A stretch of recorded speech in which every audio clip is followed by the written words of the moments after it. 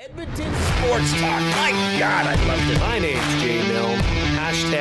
#Blue. Our sports update deliverer, the Coon. I'm Zachary Kubish, and you're up today. You know what, Reid? You might be on this. All right, here's what's going on in the nest.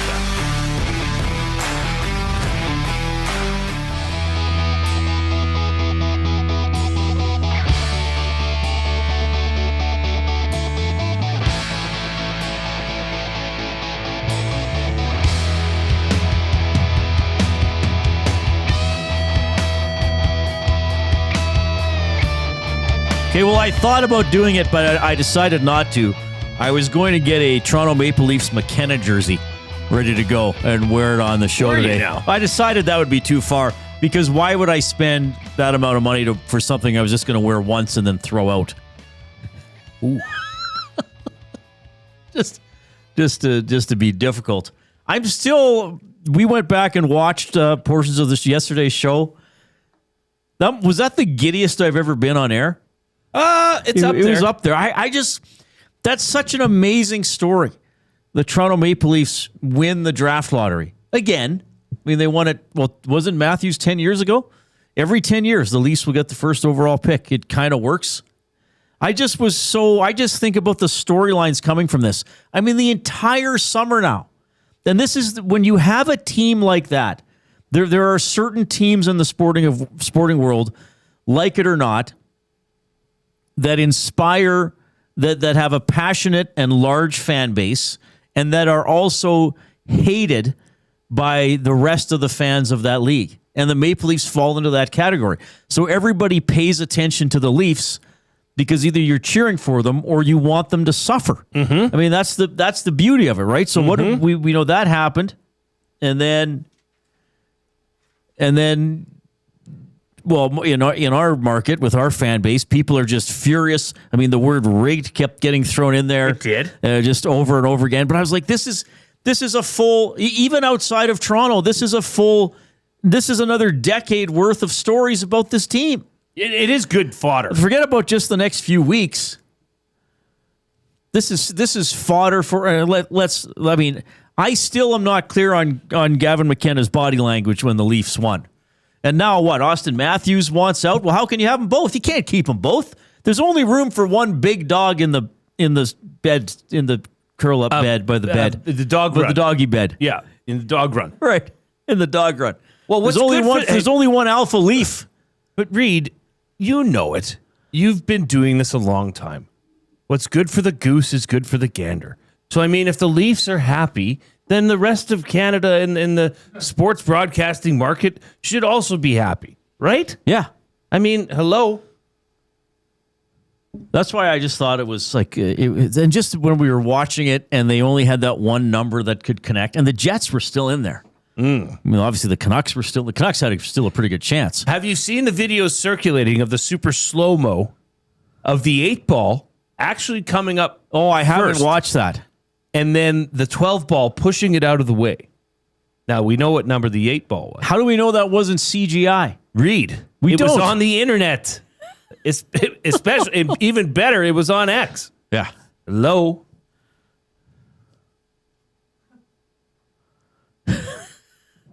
So that's why I was just. We're going to have a guest on today. Many people know him online as Down Goes Brown.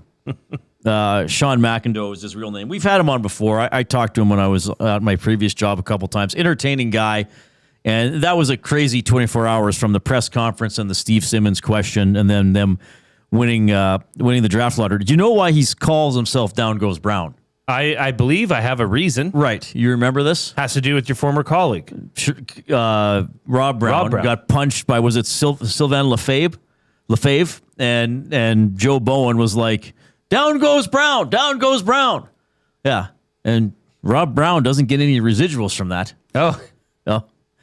I'm sure he's mentioned this. Oh, yeah. To Sean McIndoe. I don't know if he was ever on all at the same time, but yeah. So anyway, we will talk about that. Shawn Belle's on at 4 o'clock today. He's on once a week here on the Reid Wilkins Show with Jason Milne, which is 3 to 6 p.m. every weekday here on Edmonton Sports Talk, your clear choice for Edmonton sports. And Steve Hamilton will check in a little bit later on. I've been interviewing Steve Hamilton Over 20 years, because he used to coach in the AJHL when I was working in Lloydminster. Yeah, I think he coached the Traders and then the Saints. He started with the Crusaders. Well, did he start with the Crew? Is that what it was? He did. Maybe he was never with Fort Sask. I can't remember. No, I thought he I thought was. he was with Fort Sask for a little while. So he started with the Sherwood Park Crusaders. You have the whole thing? Then that was he in the head 0102. coach with the Crew? Assistant coach. Assistant coach. Okay, Then he was that's why. assistant coach with the Fort So Saskatchewan I wonder if he Traders. was Aukenberg's assistant coach. Trying to remember some of the names from the AJ. Yeah, it could have been Aukenberg at that point, Reid. Then he went to the Traders, where he finished there as the GM and head coach. Then he was the GM and head coach of the Spruce Grove Saints. Right. Till 09-10. And then he was an Oil Kings assistant. Yes. And then he was the head coach. Yes. Then he went to the Hitmen. Yes. And then how many years is it in Everett? 2? 2. This is the second year in Everett. All right. And they're very good. They're going to be the favorite in the Western Hockey League final, which starts Friday against Prince Albert. So it'll be great to catch up with Steve and see how he's doing. Yeah, really good to talk to him. He'll be on a little bit later on. So we got a lot to cover today. Of course, we'll talk some Oilers stories. We got some Elk stuff to ease into. When's the rookie camp? It's underway. It's underway. And It's main underway. camp is when? Sunday. Starts Sunday. It's already Sunday for main camp. 9 to Okay. 11. Clark Stadium. So away we go. Open to the public.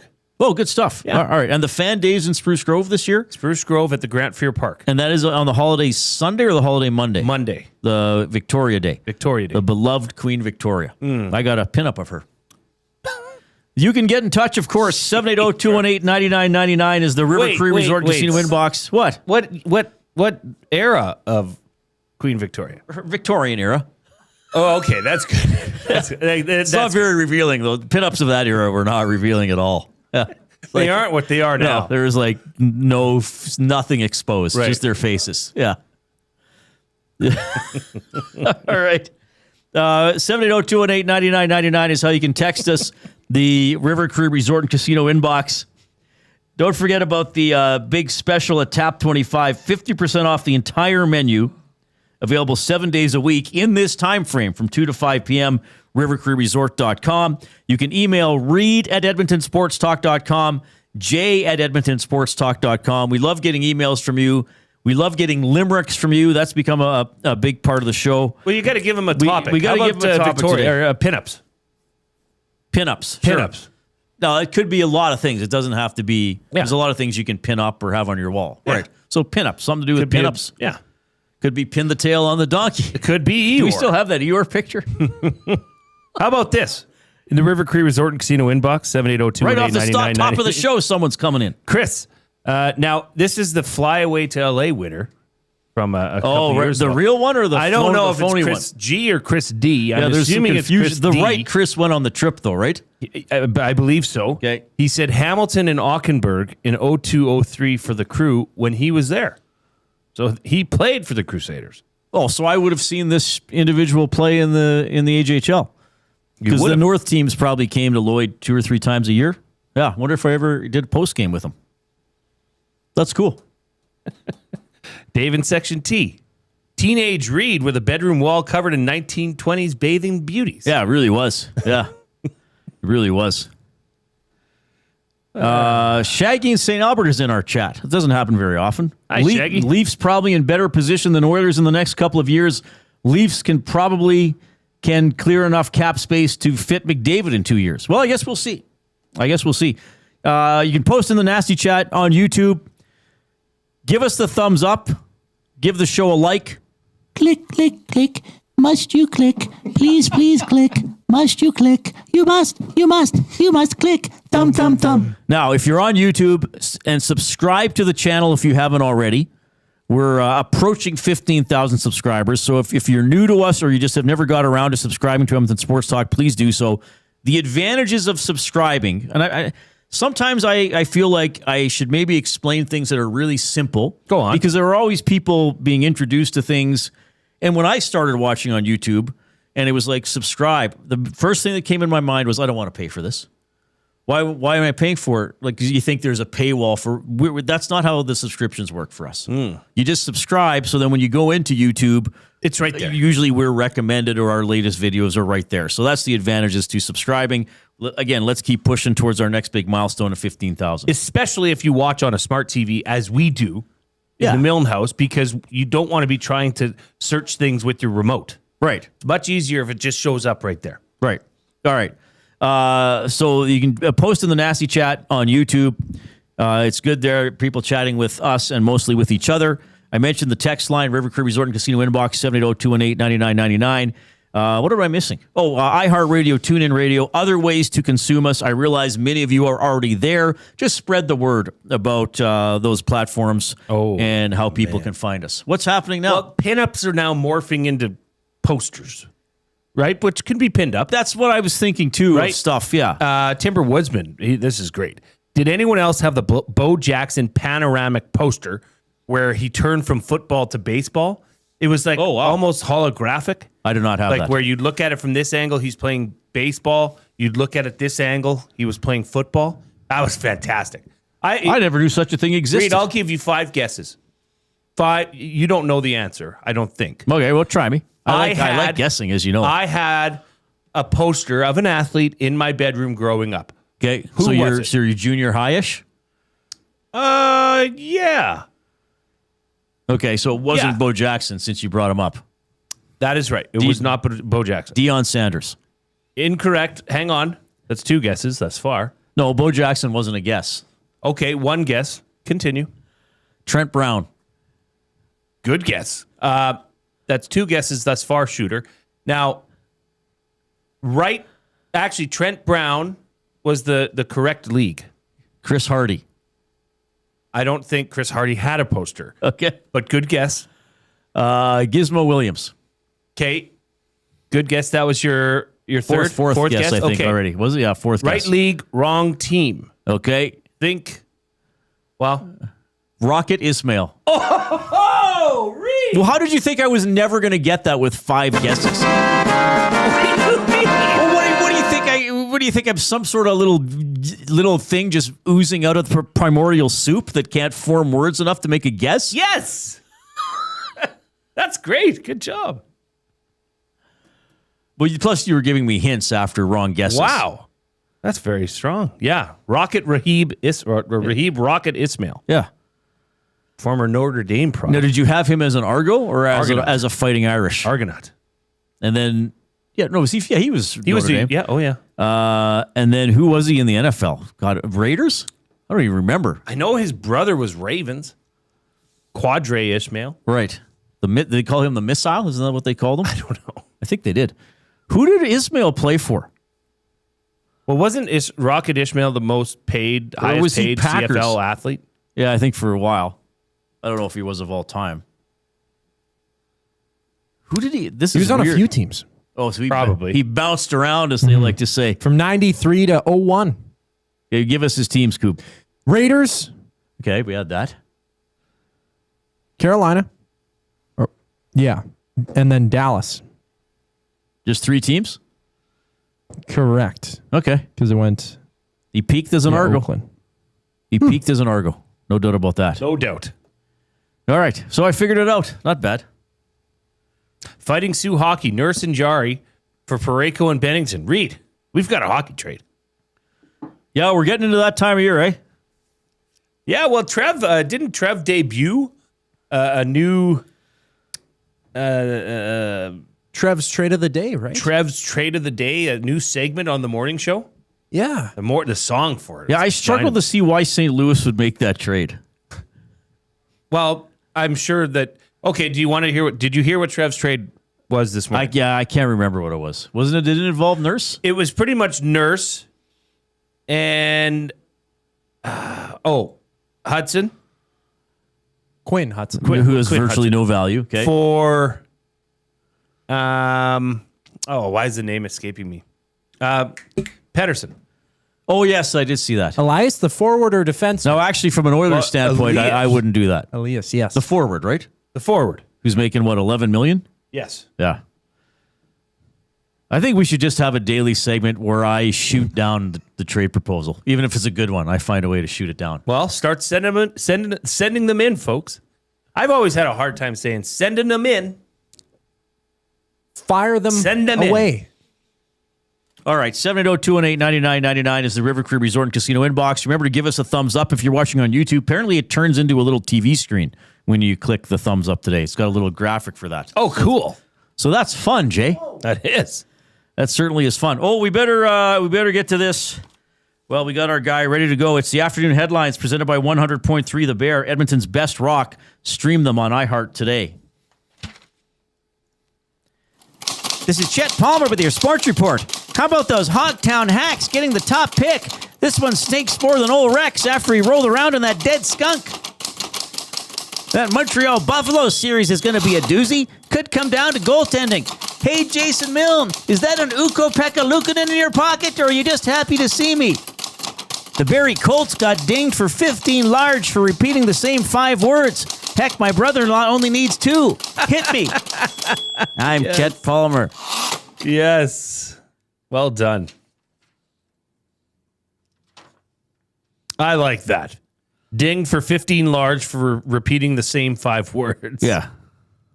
And my brother-in-law needs only 2. Hit me. Well done. No, Chet, it's not an Ukko-Pekka Luukkonen in my pocket. Creep. Well, what is it then? What do you see where Chet thinks is in your pocket tomorrow? It's already pre-written. Oh, really? Yeah. Can't wait to hear this. Yeah, it's going to be good tomorrow. All right, that's Chet Palmer, the afternoon headlines for 100.3 The Bear. We'll talk a little bit more about that Barrie Colts thing, just to follow up on it, because we talked a little bit about it yesterday. We, at this time of day, always have an off-topic topic. This is a fun part of the show, presented by William Huff. Since 1952, William Huff has provided industry-leading advertising solutions for thousands of valued clients. Their unparalleled customer service, combined with decades of industry expertise and a desire to make every job the very best can be, is what they call the William Huff Advantage. Visit their website at williamhuff.com or give them a shout at 780-454-4536. So today I was vacuuming. Mm-hmm. This is, once again, our cleaning duties for this phase. Yeah. So we kind of broke not the letter of the law, but the spirit of the law, I think. I don't think we did. Oh, yes, we did. Because we took the same duties back to back. Yeah, but Reid, we're good at it. But there's vacuuming 1 and there's vacuuming 2. So we flipped what we had last time. That's well within the rules.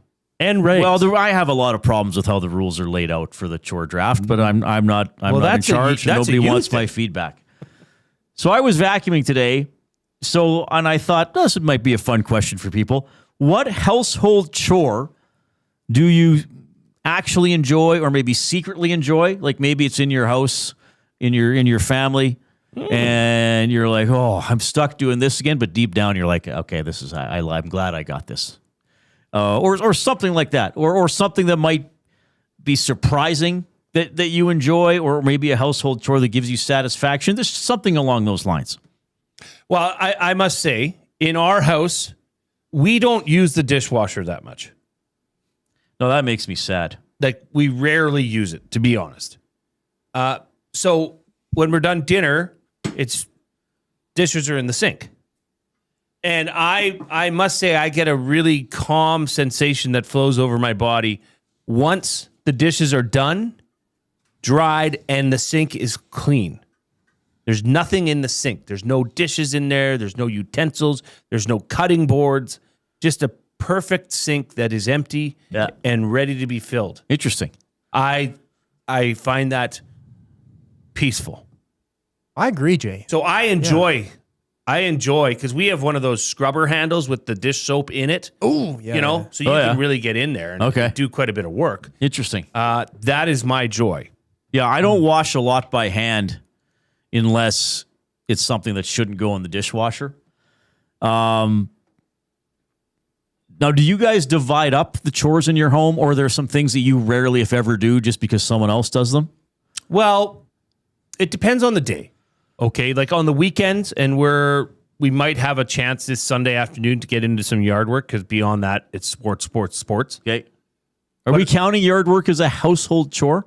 I was thinking things inside the dwelling. Yeah, even the garage. April's, thankfully, she's a busybody. She likes a clean house. She keeps a clean house. So she takes care of a lot of that. I think she vacuums twice a day, to be honest with you. Oh, wow. Yeah, she's more than you and I do here. She's hardcore. But we all appreciate it. The girls are responsible for their rooms. If it's not in good order, we'll get Nothing else happens in your life until your room's clean. That means practice, school, whatever, clean the room. That's got to be a first. But the reason I said that is because when it is out, because a lot of our chores are outside chores. Right. So the girls are responsible for the ducks and the chicks. That is, water, feed, all that stuff. And then when we get outside for let's all go outside and do this, it's all hands on deck. You're tasked with whatever you're tasked with. Yeah. Usually one of them gets to ride the quad and take the trailer around. Oh, and that's pick up pretty branches. exciting. So there's a little fun in it, right? Yeah, I'm gonna dive right into this one, baby. Now I'm a bachelor, as the common terminology goes. Well, I guess you could be a bachelor and not bachelor's just an unmarried man, technically.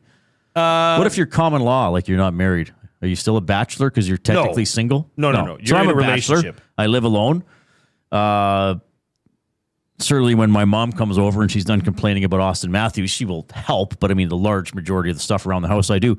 I got to say, over the years, there's satisfaction in a nice, clean bathroom. Oh, yeah. I mean, just seeing everything shine after you polish it up and, the sink or whatever things might be in the bathroom that might have some things stuck to them. Yeah. Exactly. Or have some grime on them. I don't, you look at it after and you're like, hey, that's done. And now I don't have to do it for a little while. Do you feel saddened when you have to flush the toilet?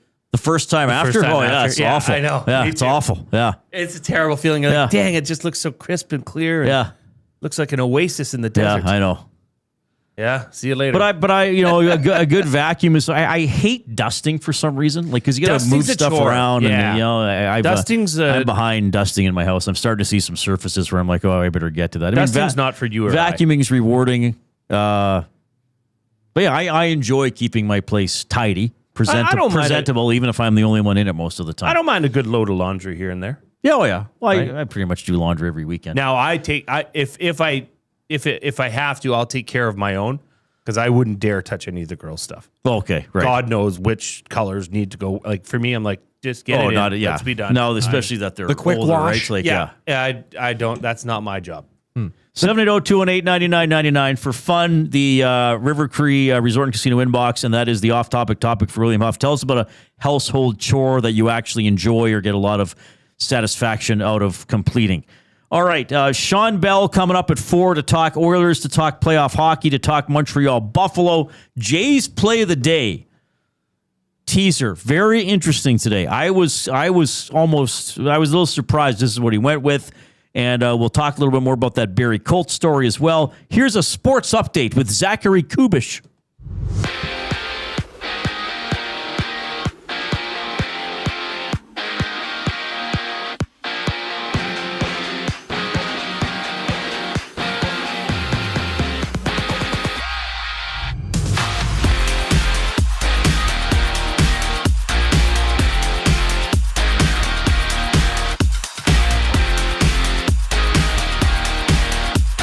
Matthias Ekholm, Josh Szymanski of the Oilers are off to the World Hockey Championship, which kicks off next Friday. Ekholm joins his native Sweden with Szymanski representing Germany. At ice level, the Canadian Sabres open their second-round series. 5 o'clock puck drop. Elsewhere, the Golden Knights play host to the Ducks for Game 2. Ducks looking to tie the series at 1-1. And the NHL has set next year's salary cap. The ceiling for 2026-27 will be $104 million. An increase of $8.5 million, and by 2027-28, the cap is expected to reach over $113 million. In other news, the PWHL is coming to Detroit for next season, expanding the lead from 8 to 9 total teams. With the announcement, Detroit will host the upcoming draft and the awards ceremony next month. On the court, the 76ers battle the Knicks. Phillies' Joel Embiid has been ruled out tonight with hip soreness and a sprained ankle. Later on, the Spurs and T-Wolves dance. New York and Minnesota leading 1-0 in their respective series. To baseball, 3 games are live, including the Padres up 3-1 on the Giants.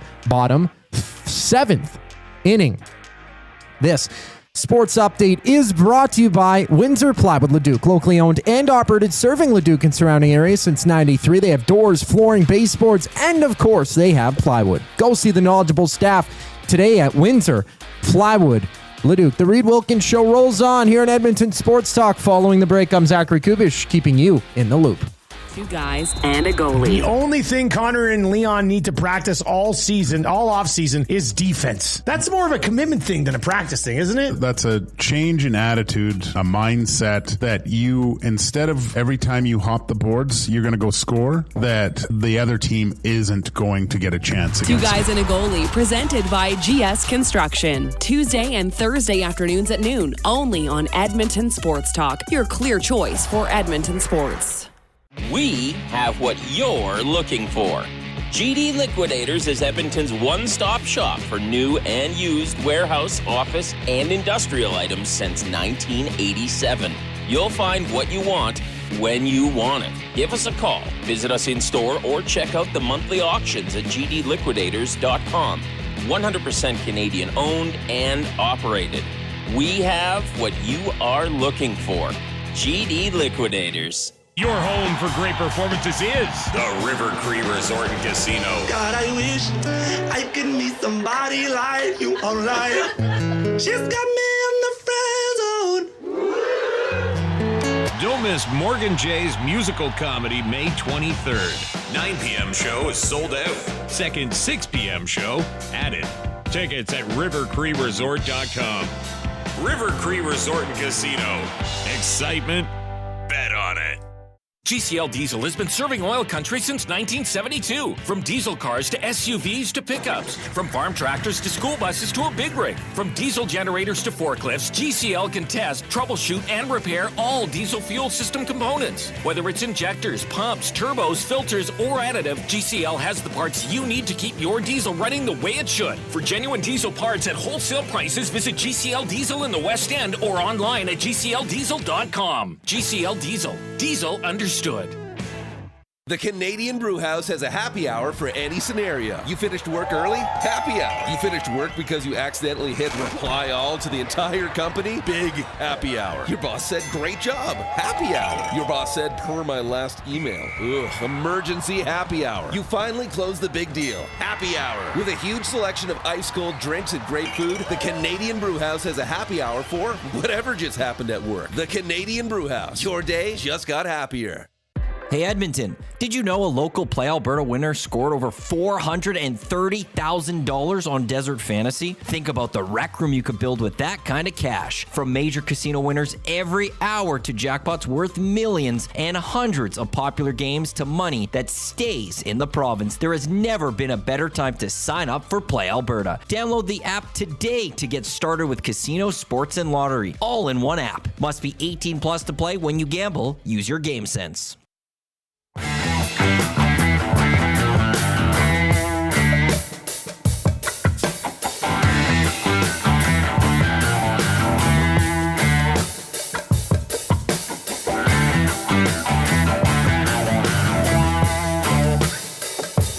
All right, good to have you tuning in this afternoon. Couple NHL games coming up tonight where Jay and I are especially excited about Habs and Sabres. We're going to be able to watch the start of that here at work, eh? That'll be awesome. Portions of this hour presented by Commonwealth Stadium. Get your game face ready, Edmonton. The Edmonton Elks back at Commonwealth Stadium for another electrifying CFL season. Experience the action live at Canada's largest outdoor stadium. Football, entertainment, and game day energy like no other. Grab your tickets now at goelks.com and don't miss a moment. As Jay was saying, rookie camp underway, main camp on the weekend, couple of preseason games this month, and then we get rolling into the regular season in June. 780-218-9999 is the River Cree Resort and Casino inbox. You can also post in the Nasty Chat on YouTube. Give us a thumbs up if you haven't. Good pace with the likes today. We're already at 64. Like 100 is the bare minimum. What we really love is to get to 100 and... But I realize you got to get to 100 first, but the ultimate goal is over 155 for sure. We got an email here, a limerick from Tube Socks, friend of the station. Yes. Glorious human being. There was once a chap quite contrary whose tastes were a touch antiquary. On the wall of his lair hung Victoria there, but styled far less prim than was customary. That is a good one. That's really good. Yeah, that is really good. Like good imagery, good fit to the topic we put out. That's stellar work by Tube Socks. Do you know Tube Socks is a co-host of an award-winning podcast with Big Uke? I did know that, actually. What were we saying? What award did they win? I just awarded them. Oh, okay. Yeah. You've got the Jason Milne Award for awardment. For financial freedom. The Jason Milne Award for financial freedom. That's awesome. There you go. You've won it. Yeah. It's a fantastic podcast. You should check it out. Yeah, that was a really good limerick. 780-218-9999. Texting the River Cree Resort and Casino inbox. And again, posting the nasty chat on YouTube. By the way, we are coming to you from the Canadian Brewhouse studio. The wing flavor of the month. This is for the month of May. That would be appropriate. Roasted jalapeno poblano. Spicy, bold, and bursting with roasted pepper flavor. Get them while they're hot. Well, I think they're hot all the time. For a limited time, likely until the end of May. I got to get out there and try. Maybe this weekend I'll have time to grab some wings. Oh, yeah. Yeah. Do it. Weekends are for Love wings. the Canadian Brew House. They got the Ice House downtown, right in Ice District. They welcome Tom Gazzola there for pre and post for all the playoff games the last couple of years. Good stuff at the Brew House. Our buddy Pat Ketty, friend of EST. He's been on the Hangout. He's been on this show. He's brought us 40-ounce steaks. So great place to go hang out at the Canadian Brew House. All right. Do you want to talk about this Barrie Colts story and sort of put it to bed? Like, It's one of those, I don't know if we'll need to talk about it past today, but I think it's still, we got to update what happened, what's happened since yesterday. I would say that this is a good lesson in just owning up to something. So here's the start of I'll play the beginning. Words probably escape you after that one. Maybe you can try your best. No one cares, work harder. Okay, Shawn, big moment for you, a goal tonight. Hostile environment. What can you say about the way your goaltender played in that one? No one cares, work harder. Okay, so they did that 6 times. So what's happened since? Well, the head coach, Dylan Smoskowitz, came out and pretty much said, look, that was a mistake. Well, they were fined $15,000 by the OHL, first of all. Sorry. Yeah. So fined $15,000, which I think is quite a hefty fine. But he owned up to it. I mean, I don't know if you can handle a situation better than this coach did. He said, yeah, it was my fault. He also made point that Keyshawn Aitchison, the captain for the team, was told and instructed to do this, was not acting on his own. I believe he referred to him as a good soldier, going along with what the coach had wanted. And he explained it well, okay? But he said at the end of the day, I probably should have been more of an adult and handled it differently. Boom. End of story. Right? Right. That's it. And that's all you need to do sometimes in life is say, you know what? I screwed up. Hand up. So I thought that was as well handled as it could. And it turns out he thought that was probably the wrong thing to do as well. As did many of, I'm sure media members and our listeners. Yeah, a bad judgment in the moment. I think in the statement, the Ontario Hockey League said the post-game comments in question were determined to be highly unprofessional and represented a disservice to the dedicated media members who provide coverage of the Ontario Hockey League. The league will have no additional comment on the matter. What was he was on overdrive? Yes. The coach says a decision I regret immediately, took away from a really good game and a really good hockey series. And yeah, that's, to me, I'm reading an article here from the Hockey News, and Jeff Merrick had stuff about it yesterday. The Colts wanted to have more players take part in the press conference to give more credit to those who helped them beat the Bulldogs. The league denied that request due to lack of space in the room, and there was an argument. So, yeah, I think in the moment, Smoskowitz wanted to take it out on the Ontario Hockey League. That wasn't the way to do it. No. I mean, have that conversation with the league behind closed doors later. I get it. You want to be up there with all your team to celebrate everyone equally because they all had a hand in it. Right. That's not how it always works in a press conference or post-game scrum. Right. But I thought Reid, as far as saying, sorry, I screwed up, he did it about as good as you could have.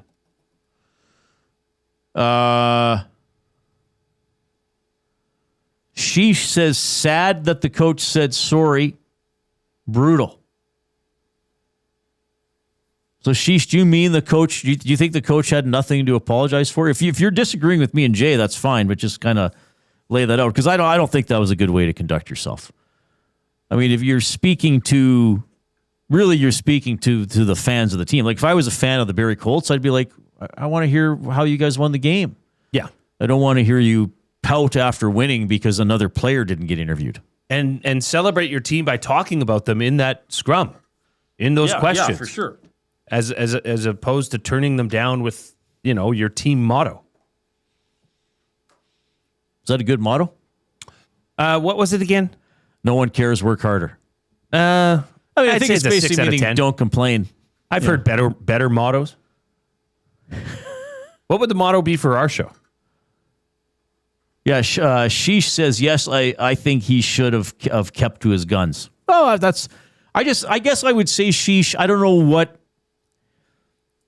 he says people are too soft now. I don't see, personally, Sheesh, I don't see what this has to do with soft or hard or tough or anything like that. I mean, and the thing is, Sheesh, in that moment, quite frankly, they were whining. That was a whiny thing to do. So he said, hey, I want to get more players out here. The OHL says there's no room. We got room for 2 guys. Let's get going. So they say, okay, we're not going to answer any questions. We're just going to give our motto.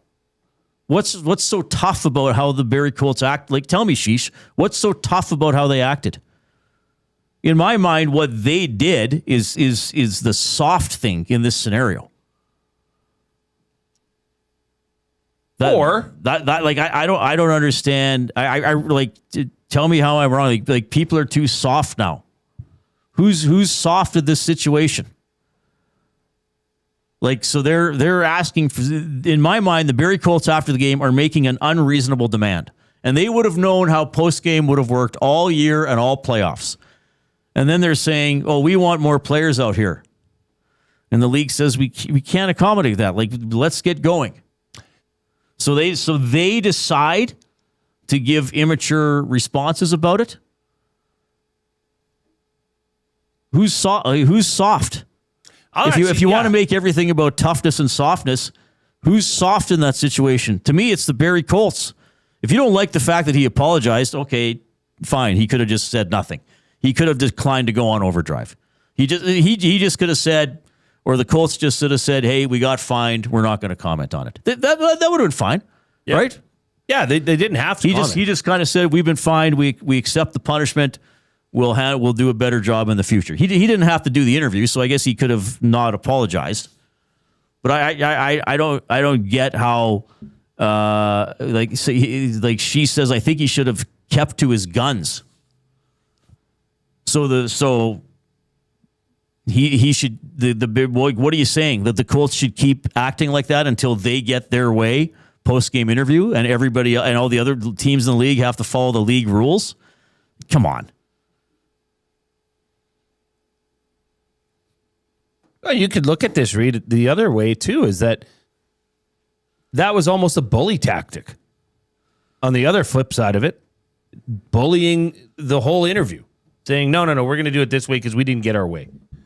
Now they got punched in the face like bullies sometimes do and came out and apologized. Right, and the people that the Colts are in that moment slapping are like I said yesterday, if you're one of the reporters there and you say, hey, what do you think of your goalie or whatever one of the question was, and the captain goes, no one cares, work harder, I'd be like, what? Was I not supposed to ask about the goalie? Like, what do you mean no one cares? Or like, what is like, maybe you're not even aware that's the team motto. Like it'd be kind of like if you had a bad experience with a customer and you're pissed off at the furniture store at Avance, and that customer leaves, and the next customer comes in, and you're rude to that customer who's like, what? What did I do? What did I do? Like, that's.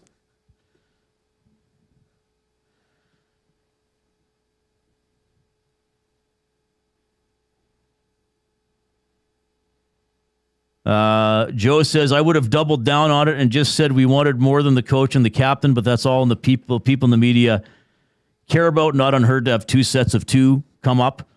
I mean, that's actually fair. Like, could have there been another 2 sets of 2? Like, if they wanted a bunch of guys around the podium at the time, that doesn't make sense. We said that yesterday. Roll through different players. Right, you could have had 2 sets of 2. You could have, but I mean, 6 sets of 2. To me, 4. No, that's too many. You don't need that many after. But you a could have game, tried Jay. in making a point like that, and saying, "Can we keep bringing the rest of the players out just to say thanks, bye?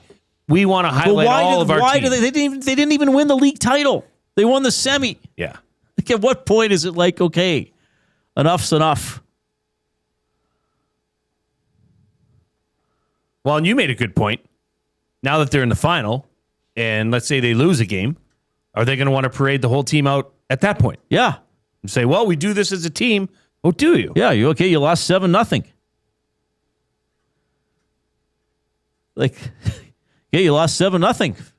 If I were a cheeky reporter, okay, coach and captain are going to talk. No, I also want the defenseman who turned the puck over twice in the second period. I want the guy who accidentally scored on his own net. Oh, and I want the guy who was -5. I can get all those guys, right? Right. Coach, like anybody's available? Yeah. No, only when you win. Oh, I get it. I mean, I've told this story before, and I know I got this secondhand, I think, from Kevin Karras or somebody. Was it Phil Shearer that was a Golden Bears basketball star? Yes. Probably about 20 years ago. I think it was him. The Bears had a big game. They lost. I think it was probably Kevin Global or whoever goes to do post after. And Horowitz says, Phil, they want to talk to you. And Phil says, no, I don't want to do it. And Horowitz says, okay, when you score 35, you're not doing the interview either. So Phil went out and did it. Mm-hmm. I hope I got the right player if he's listening. You've mentioned this, and it was Phil Shearer. Yeah, it's a good story to revisit every year or two, because it's like, well, and you know what? If you're in that business of having to speak, then you got to speak. Well, and like in life, you're going to have to do things when you don't want to, or things aren't always going your way, but you have to get up and get off the mat and go to work. Right. Or be a father, be a mother, all these things. That's what I believe Don Herwood was trying to do. Right. Saying, no, this isn't about you. This is about more than you and more than basketball. Yeah. Is get out there and answer. Right? Yeah. But I think I think it's fair they got fined. I mean, it's gonna go away. I mean, yeah, by about I don't know, 5:30. Yeah, don't they play tonight already? Probably not tonight. Well, maybe.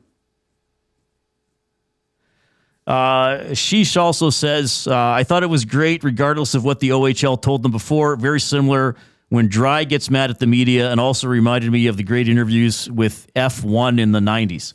Okay, so here, Sheesh, I don't know you. I know you listen to the show, but I'm assuming from what you read, you just hate people in the media.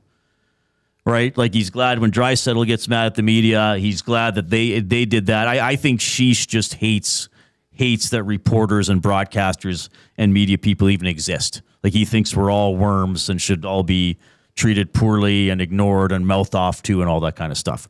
So I get that, Sheesh, but if your view of it is that black and white, then we're not even really having the same conversation. Like, Jay and I are talking about a specific thing. Sheesh just basically is saying media people should be shit on all the time. Okay, congratulations. Like, good for you. Big Uke says the player deserves some blame. He's the captain, been in the league 4 years. He should know better. He's not without blame and criticism here too.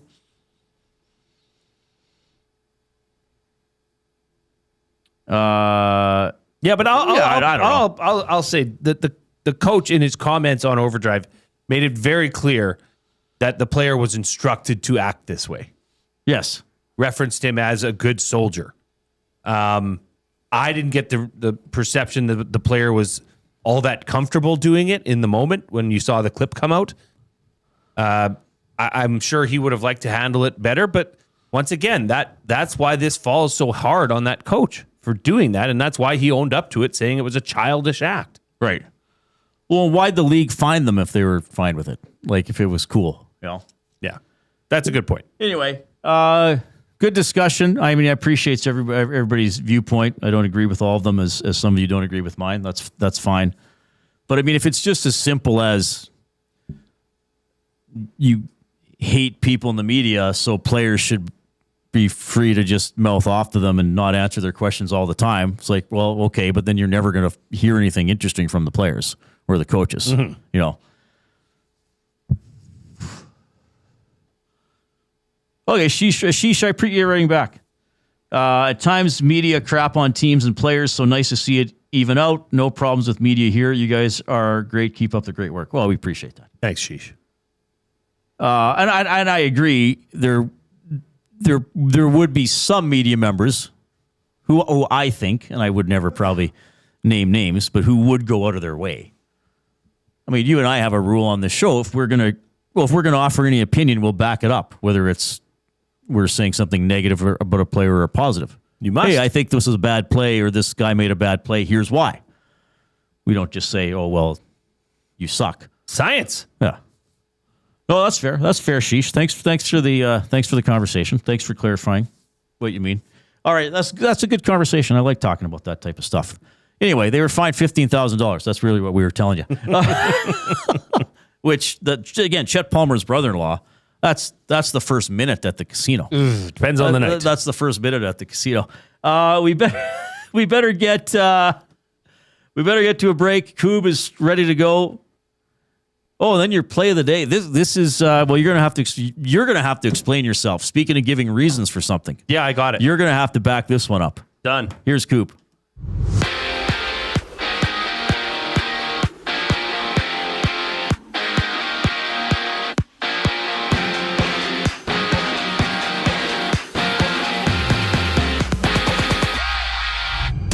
Mattias Ekholm and Josh Szymanski of the Oilers are off to the World Hockey Championship. That kicks off next Friday. Ekholm joins his native Sweden with Szymanski representing Germany. And at ice level, Montreal Buffalo open their second-round series at 5 o'clock. Elsewhere, Vegas plays host to Anaheim. 4-game 2 Ducks looking to tie the series at 1 apiece. And the NHL has set next year's salary cap, increasing the ceiling to $104 million. The cap is expected to reach over $113 million for the 2027-28 season. Out east, the PWHL has announced expansion to Detroit for next season.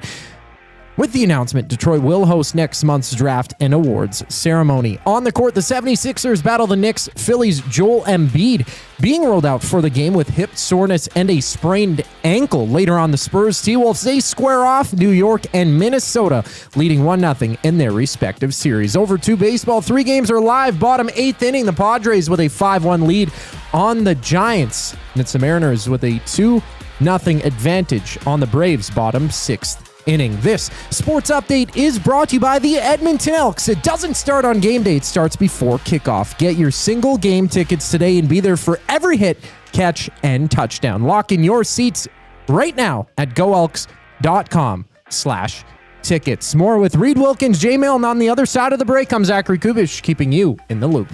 The Oil Stream. What is the number one reason, if you had to make an argument, to keep Stan Bowman as GM? I think it would be continuity, and because you know what you got. You still, listen, I know how bad the season ended and what a disappointment losing in the first round to Anaheim was. They're continuing a disastrous year. I'm not saying this with confidence. No. The Oil Stream, presented by Boston Pizza. Monday, Wednesday, and Friday afternoons at noon. Only on Edmonton Sports Talk. Your clear choice for Edmonton sports. The Blue Jays are back, and Canada is excited to cheer them on in their 50th season. Whether you're swinging for the fences at the ballpark or stepping up to the plate with those spring projects at home, Sentinel Storage can help you make room for all of it. From tools and bikes to boxes and seasonal gear, Sentinel Storage gives you the extra space you need all season long. Try 4 weeks free today. Visit sentinelstorage.ca for details. Sentinel Storage, official storage partner of the Toronto Blue Jays. Let's go Blue Jays!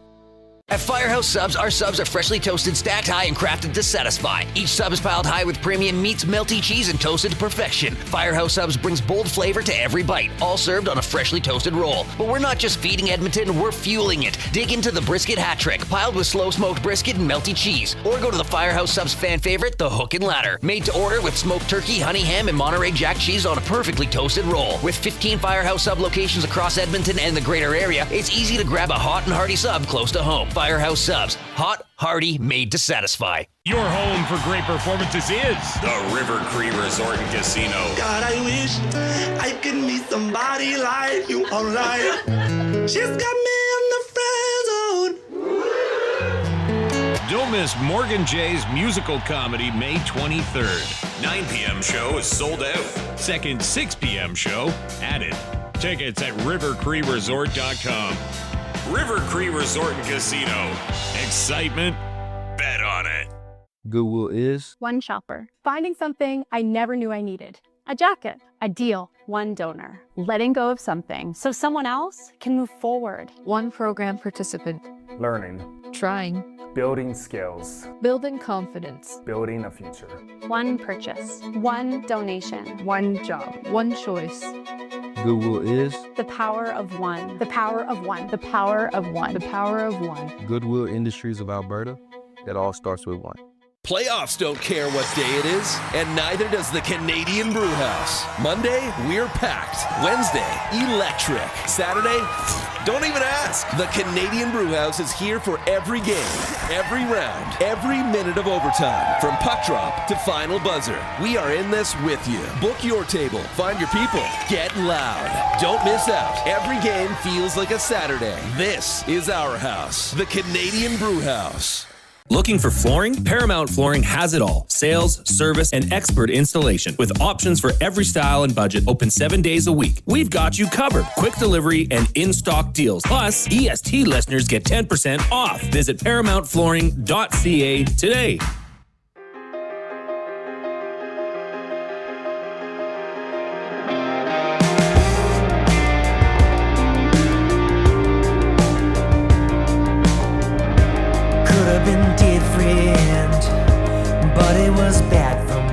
Welcome back to the Reid Wilkins Show here on Edmonton Sports Talk.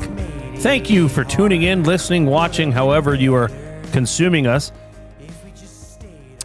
Just following up on the conversation we just had about the Barrie Colts and their coach coming out and apologizing after their $15,000 fine. Reid, I mentioned this to you earlier because I thought it was funny as well. And Deaky Sparks has hit us up in the River Cree Resort and Casino inbox. 780-218-9999. He says this, or he or she says this. Funny how a league more than 3 levels below the NHL gives out a fine 3 times more than the NHL. Didn't Petro get $5,000 for trying to chop Draisaitl's arm off, which he probably had in his cup holder of his car? Well, yeah, okay, so obviously I'm going to say one's a team fine, one's a player fine, but yes, the amount a player can be fined in the NHL compared to their salaries is somewhat laughably small. Yeah. Yes, fair comment. The off-topic topic is brought to you, of course, as always, by William Huff. If you want your place or your business or your man cave to look as good as ours, hit up William Huff. The off-topic topic was a household chore you don't mind doing. This came in from Bones, and I think everybody can resonate with this. Bones says, love washing clothes, hate drying them, and I'm not a good folder and put awayer. That's true. Washing it is just a start. The folding is can sometimes be problematic. Depends what you're folding. I don't mind folding socks. Towels easy. Towels socks are up there. Just tedious. They come together, though. What? Socks. Yeah, we got to match them. Yeah, that's fun. Usually that's not too hard. Most of my socks are white, so. Poop Stains says he prefers to vacuum when my wife is gone just to see if she notices. And also, it's an easy chore to do. Vacuuming has become easier over the years. No question. I mean, now you can just grab it off that rack and vroom, vroom, vroom. What's that new vacuum I just got, or my parents got me? Yeah. What's it called again? Cordless. Yeah, what's it Dyson? called? No, the other cunt. Shark? No. It's not a Dyson. What is it? Bissell. Yes, a Bissell. Yeah. In the nasty chat, Chris says, Reid, get off your phone. That's rude. I wrote back. I said I was texting Mike Vrabel. We're meeting for a drink later. What? That is good. Jasmine in the nasty chat. Is this the same Jasmine that comes on the Hangout once or twice a week? Could be. Guess we'll never know. Jasmine, let me know if that's you. She says, it is snowing at Coors Field right now. There's a Mets-Rocky game tonight. Jasmine, what are you doing in Denver? On a Rocky Mountain high, perhaps?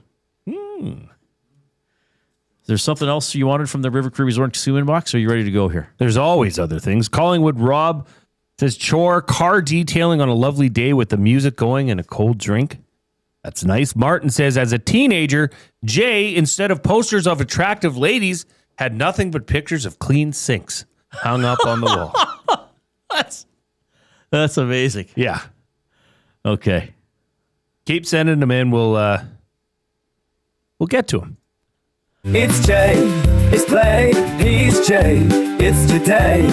It's Jay's play of the day. It's Jay's play of the day.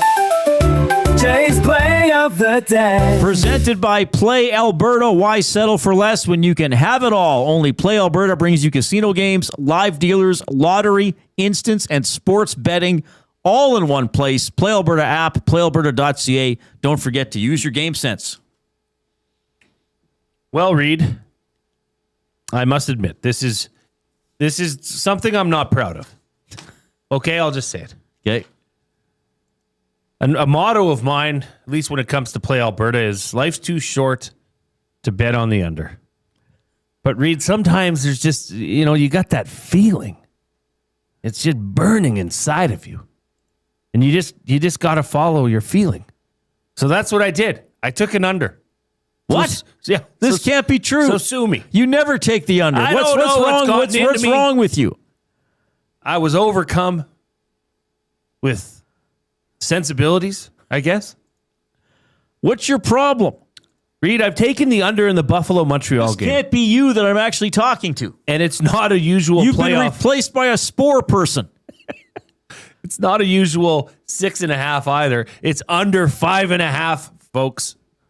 Buffalo, Montreal, under 5.5 goals. That has been boosted appropriately so to plus 125.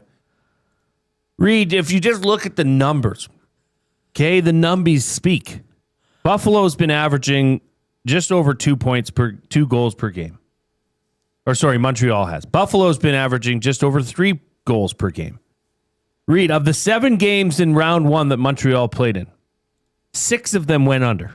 Well, because there was one game that was 1-0. Were there 3 games that were 2-1?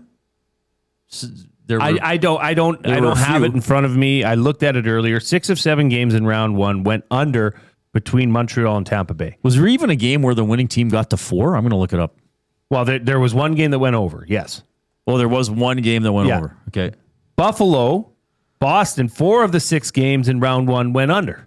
Okay. So these games are going under. I also think that this might be a little bit of a tentative start from both teams. My Spidey senses were tingling, baby. What can I say? Here are the scores in the Montreal-Tampa Bay series. 4-3, 3-2, 3-2, 3-2, 3-2, 1-0, 2-1. There you go. Under. So the first game was probably over. Yeah, it would have been over. So that's what it is. Buffalo, Montreal, under 5.5 goals. That has been boosted to plus 125. Head over to playalberta.ca. Click on sports. Click on EST specials. You'll see Jay's play of the day, as well as there's quite a few basketball plays in there for the NBA playoffs as they continue tonight.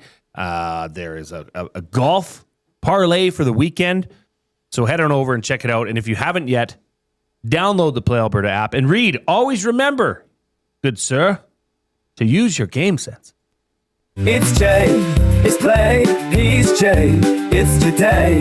It's Jay's play of the day. It's Jay's play of the day.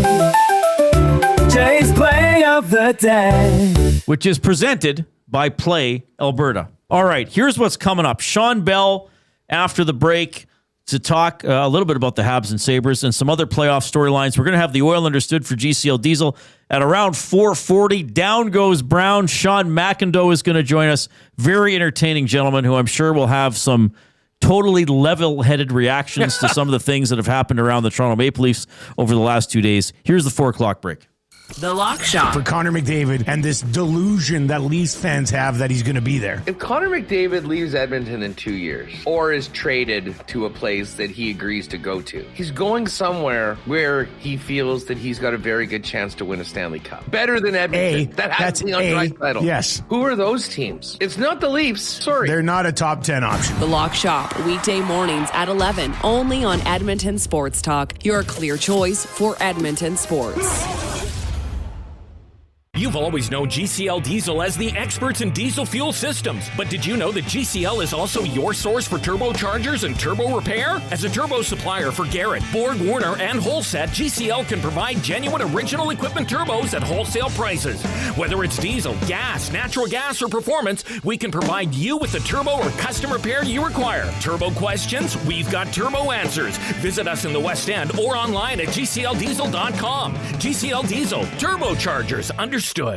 Worksite ready, Western tough. Lamley's Workwear is calling all tradespeople, oil and gas crews, construction workers, farmers, and hard-working Canadians. Built for the job with quality craftsmanship, job site protection, and cowboy-worthy durability. Trusted brands like Airy at Work and Wrangler Rigs, designed for performance and all-day comfort on the toughest sites. No matter the season, Lamley's has the workwear you need. Shop the full range now at lamleys.com/work. LAMMLES. Time for a new career in 2026? Or maybe your kid is still pondering their path. Good news! Weiss Johnson is hiring.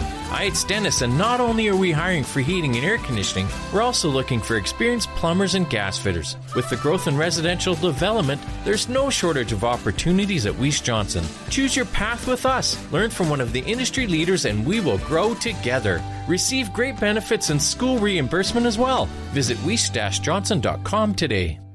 You've heard the name, but what does it mean? For over 66 years, William Huff Advertising has supplied signage from screen printing to digital to LED with design, production, and install in-house. It's a one-stop shop for all your signage needs. Edmonton owned and operated, William Huff has been trusted by the biggest companies and teams in the City of Champions and many others across the country to do the job. If you're looking for a way to get the word out about your company or event, they are the answer. Go to www.williamhuff.com. Their results speak for themselves.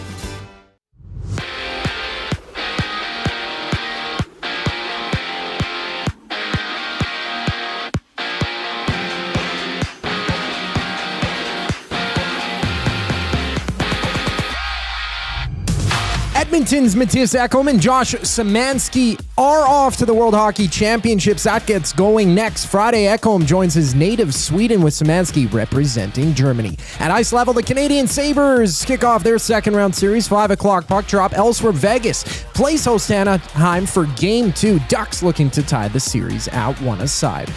And the NHL has set next year's salary cap, increasing the ceiling to $104 million. The cap is expected to reach over $113 million for the 2027-28 season. Out east, the PWHL has announced expansion to Detroit for next year. With the announcement, Detroit will host next month's draft and awards ceremony. On the court, the 76ers battle the Knicks. Phillies. Joel Embiid being ruled out for tonight with hip soreness and a sprained ankle. Later on, the Spurs and T-Wolves square off. New York and Minnesota leading 1-0 in their respective series. Over to the majors. A pair of games are live. Bottom 7th inning, a 2-0 lead for Seattle against Atlanta.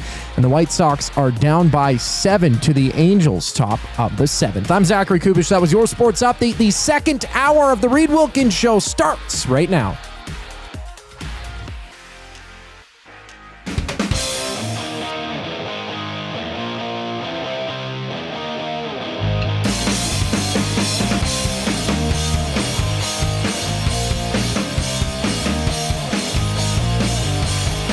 All right, hope you have a pleasant afternoon. It's 4:04. That's a palindrome, you know. If you're texting us this afternoon, you're using the River Cree Resort and Casino inbox 780-218-9999. Tap 25 has their happy hour Sunday to Thursday, 9 a.m. till 7 p.m. You got $5.25 drinks, all beers, bottled draft, import, domestic, select premium wine, premium well highballs, pardon me, and select premium wine. Apparently, I've been dipping into it. Served at Tap 25, Center Bar, Onyx, and on the casino floor. Again, Sunday to Thursday, 9 a.m. to 7 p.m., rivercreekresort.com. He's Jason Milne. I'm Reid Wilkins. Edmonton Sports Talk presented by Play Alberta. He and I are with you every weekday from 3 to 6 p.m. We love doing the show together. Still a lot to talk about this afternoon. Shawn Belle is going to join us right away. Down goes Brown. Sean McIndoe is going to be on the show at about 4:40. Around 20 after 5, Steve Hamilton, the head coach of the Everett Silvertips. They'd be favored, in the WHL final. I mean, they're starting at home. They must be. Had a great regular season, so we'll catch up with Steve. Of course, Al Hamilton's son. So Steve grew up in Edmonton, has been coaching a long time now. Well, since 2002, or since early 2000s. We might have to ask him how he. I don't even know how he first got behind the bench. Probably walked there. Well, that's yeah. He parachuted in. He teleported. Did you see that parachute in Virginia Tech at their spring football game? No, what happened? They were doing the parachute thing where they have the American flag behind them and they parachute into the stadium. And like not the players. No, like a guy for the parachute people. Like what are they called? Parachutists. Paratroopers? Paratroopers. Okay, sorry. The paratroopers were coming in. So it was military personnel. Military personnel, and they were bringing in American flags, and I think there was 3 or 4 of them. I shouldn't laugh, but I am. The last guy, I don't know, must have caught a drift and went wham right into the scoreboard at the one end and got hung up on the scoreboard. No, that's not good. Yeah. He was okay, so we can probably laugh at it now. Yeah. Hey, look at the screen right now. Do you see the Goodwill logo? Yes, I do. Do you know what that represents? Do you know what there's a like? Okay. Do you see it in there? I see a smiley face. It'll be coming up on your thing soon. Then I can pause it. Oh, wait a minute. Okay, there it is. You see it on yours? No. Okay, well it's a smiley face. Yeah, let me see. Right? Let me see it on yours. So it's a smiley face. But what else is it? It's a G. Thank you. Yeah. That was like a big hidden thing, and there's also one in the G below in Goodwill. That was like one of those what you don't see in a logo. Yeah, there it is. Coob's got it. Throw it up, even though it's not. It was Goodwill Wednesday earlier, I think, on the oil stream. Well, it is Goodwill Wednesday all day. It is Goodwill Wednesday. Well, last year was you and I wore our clothes, and Coob wore our clothes last week. I wore my Bison King t-shirt. Yes, but yeah, the smiley face is actually a G as well. Yeah, it's amazing. Coob's. Hey, pretty good, Coop? Coop's freaking out. It's pretty cool. 1995 says Steve Hamilton taught me when I was in grade 3, was one of those teachers in training or whatever they're called. Student teacher. Student teacher. Neat. Yeah. Good stuff. Posted the Nasty Chat on YouTube. If you are watching us on YouTube, thank you for doing so. Give us a like, hit the thumbs up if you haven't already. Good pace with this. See, I think people are getting over the doldrums of the orders being eliminated. A little more energy with the thumbs today. We're only 15 away from 100. Ooh. And then we can climb to 155. And remember, subscribe to Edmonton Sports Talk if you haven't already. Coop can look at how many people subscribe specifically during this show. And he updates us right after. Yeah, so he tells us right after every the show. single day. So we know what's going on. So we love it when you subscribe. Joe says Knobloch was a student teacher for me, grade 11 social studies at Vic. Oh, I didn't know that. Was Knobloch taking education at the U of A? Must have. He played for the Golden Bears hockey team, right? Like the California Bears or like the No, University of Alberta. So it's a school on the south side. UAB, like you. No, University of Alberta here in Edmonton. It's on the south side. It's sort of near White Ave. I'm not buying it. We'll drive by there. Do you see the Butterdome shut down? Well, because they're doing the big renos, aren't they? Yeah. Ain't no butter being served there. I wonder if anybody's ever gone there thinking that they could get some, stylish butter there. I think they should have a vending machine of Butterdome featured like toys and keychains and souvenirs. Well, my buddy has a butter I visited holder the Butterdome. that looks like the Butterdome. Right. Yeah. You have one? Well, my friend does. I saw it. It was that's pretty a cool. good idea. I always thought growing up, though, it was a literal dome of butter. Or they sold butter there. I can see why you'd I never be went confused. never went that far north growing up on the south side. Yeah.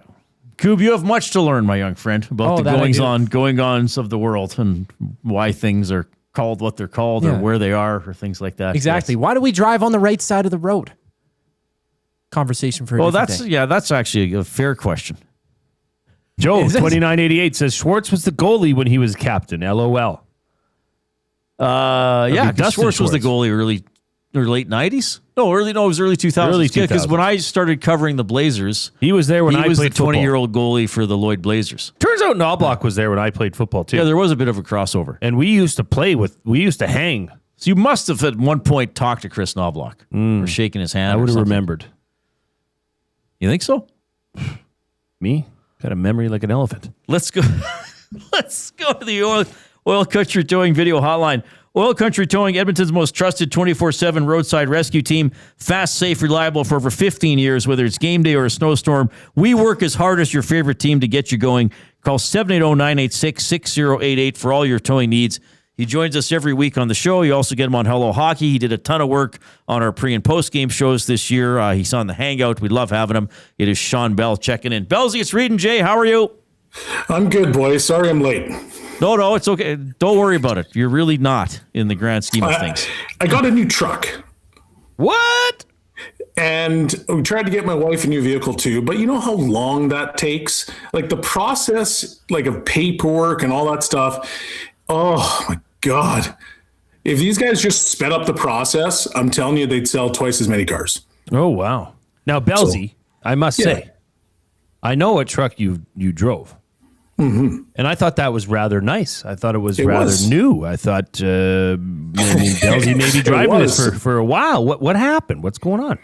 Well, a buddy of mine owns a place, and he goes, we want your vehicle for trade-in because we want to send it to the States.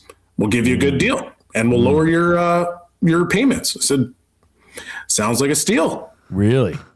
Yeah. Well, good for you. Good for you. Thank you. So it's the same truck, just a 26 now as opposed to a 24. Ooh, nice. Yeah. So now, it was. Are you the guy that takes off the screen protector right away, or do you leave as much plastic on there as you can? I'll tell you what. As soon as I got the last signature done, I zipped in my truck and I put pedal to the metal so I could get here on time. So I haven't touched anything. Thank you, Bellsy. We appreciate it. You're welcome. Yeah. I got you. Yeah. So thanks for doing this, Bellsy. Good to talk to you. Habs Sabres. Jay and I are really excited about that series. I mean, you were a couple years in the Montreal organization. I mean, I always have thought. I often say on the show, I find it cute when Toronto and Vancouver. We're the best city. No, we're the best city. Whereas everybody else outside of Toronto and Vancouver knows Montreal's the best city in Canada. But I don't know if you got a memory about being part of the Habs organization or some of the games you played for them or whatever. I'll tell you this, Reid. Montreal was arguably the best organization I've ever played for. Classiest for sure. I know that, when you're down on the farm, I think you get, I think it's like $55 a day per diem. And, guys that are on, AHL one-way deals or they're up from the East Coast, they kind of hoard that money so they can get a little bit extra. So in Montreal, like they're one of the few teams where, our coach at the time was Guy Boucher. He went to management and was like, listen, these guys only make $55 a day with their per diem. We're going to start buying them lunch. And we're going to get them dinner. We're going to get them breakfast.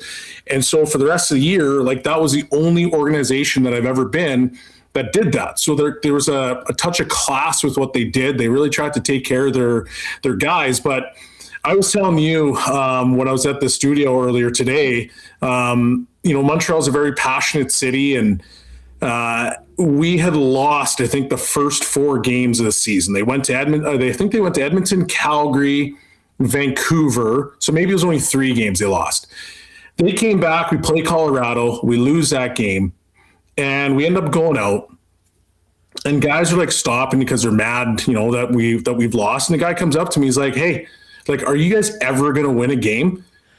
And I just kind of looked at him. I'm like, man, there's 78 more games. I think we're going to win one. Right. And he just laughed and walked away. And I was like, well, you can just see the passion, right? Like that doesn't necessarily happen in Edmonton. People get a little bit, anxious or a little bit mad, but they wouldn't come up to you and be like, are you guys going to ever win a game? Like, figure it out. So yeah, Montreal, it's awesome. And the city itself is, it's vibrant. It's a beautiful city.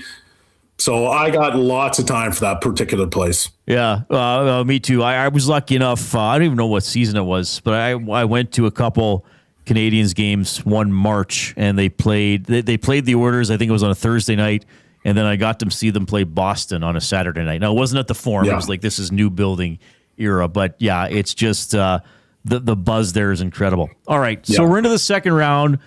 You and I, in our roles on the station, spent extensive airtime picking over the Oilers' loss, so I'm not going to get you to do that again today because we've covered that a lot. But if there were a characteristic or two of the teams that survived to be here in the Final Eight, what characteristics would you throw out there?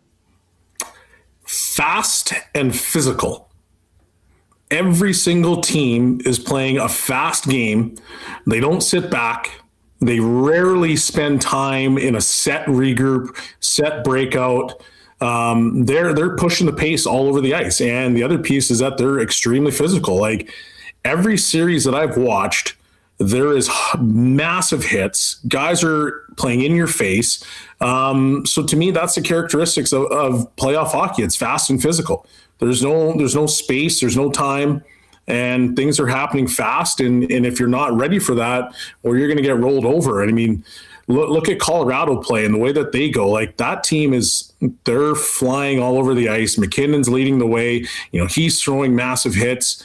That to me is playoff style hockey. It's not sit back. It's not wait to see what happens. If you want something, go take it. And that's what these teams are doing.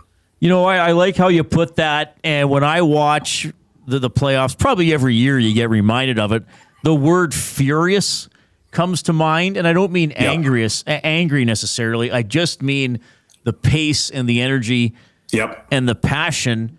And look at the goals the Canadiens scored to knock out Tampa Bay. You throw it at the net, it's tipped by Suzuki, it hits somebody else. Like, that doesn't happen all the time, but you throw it at the net, and then Newhook bats the rebound out of the air. Like, that's just a player. Like, there's the puck. Like, I got to do it. I got to hit it. Like, and then if he would have missed it, then he fights for it. And I will tie the Oilers into this. They didn't have that this year. Like, they didn't have it's almost Bellsy. And you'll correct me if I'm wrong, because I don't always. I know I can be a little loopy sometimes, but it's almost. I feel like the teams that go deep in the playoffs, and the Oilers have done it, you have to play just short of being out of control. And I'm going to single out one player on the Colorado Avalanche, Logan O'Connor. Every time I watch this guy play, I think to myself, he is going for it, like to the edge of almost putting himself in danger. And that's what I see from a lot of the teams still going that the Oilers lacked this year, I thought. There's a relentlessness that you have to play in the playoffs. And it's a swagger that essentially says, there's a puck. It's free. There's no way in this world you are going to outcompete me to get that puck. And if somehow you do get that puck, because you may be faster, well, I'm going to chop your arm off. I'm going to cross-check you. I'm going to hit you. I'm going to do something to get that puck back. And when I do, I'm going to ram it down your throat. That is playoff hockey in a nutshell. And that's what you're seeing. And it's essentially playing with jam. And, unfortunately for the Oilers, I just, they were tired. They were banged up.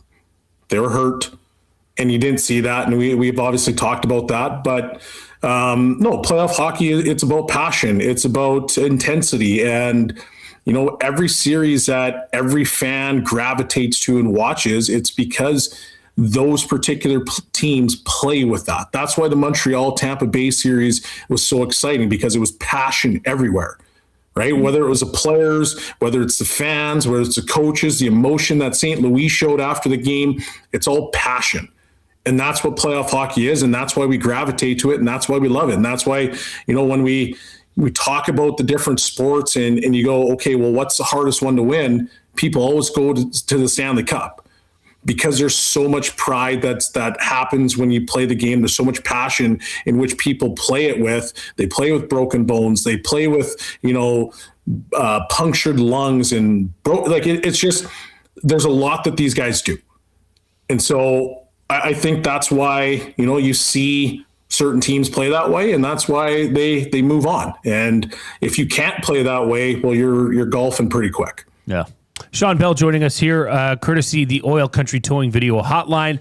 Look, I want to keep it in the playoffs here for teams that are still going. And I do like this time of the playoffs because you get a sense of who the teams really are. I mean, you can say all you want through the end of the regular season, but now, well, this team is moving in the right direction. This team, I don't know. But there was all this hype and all this talk about, the NHL playoff system is a sham, and the de facto Western Conference Finals being played right now. But just, you can comment on that too, but how impressed?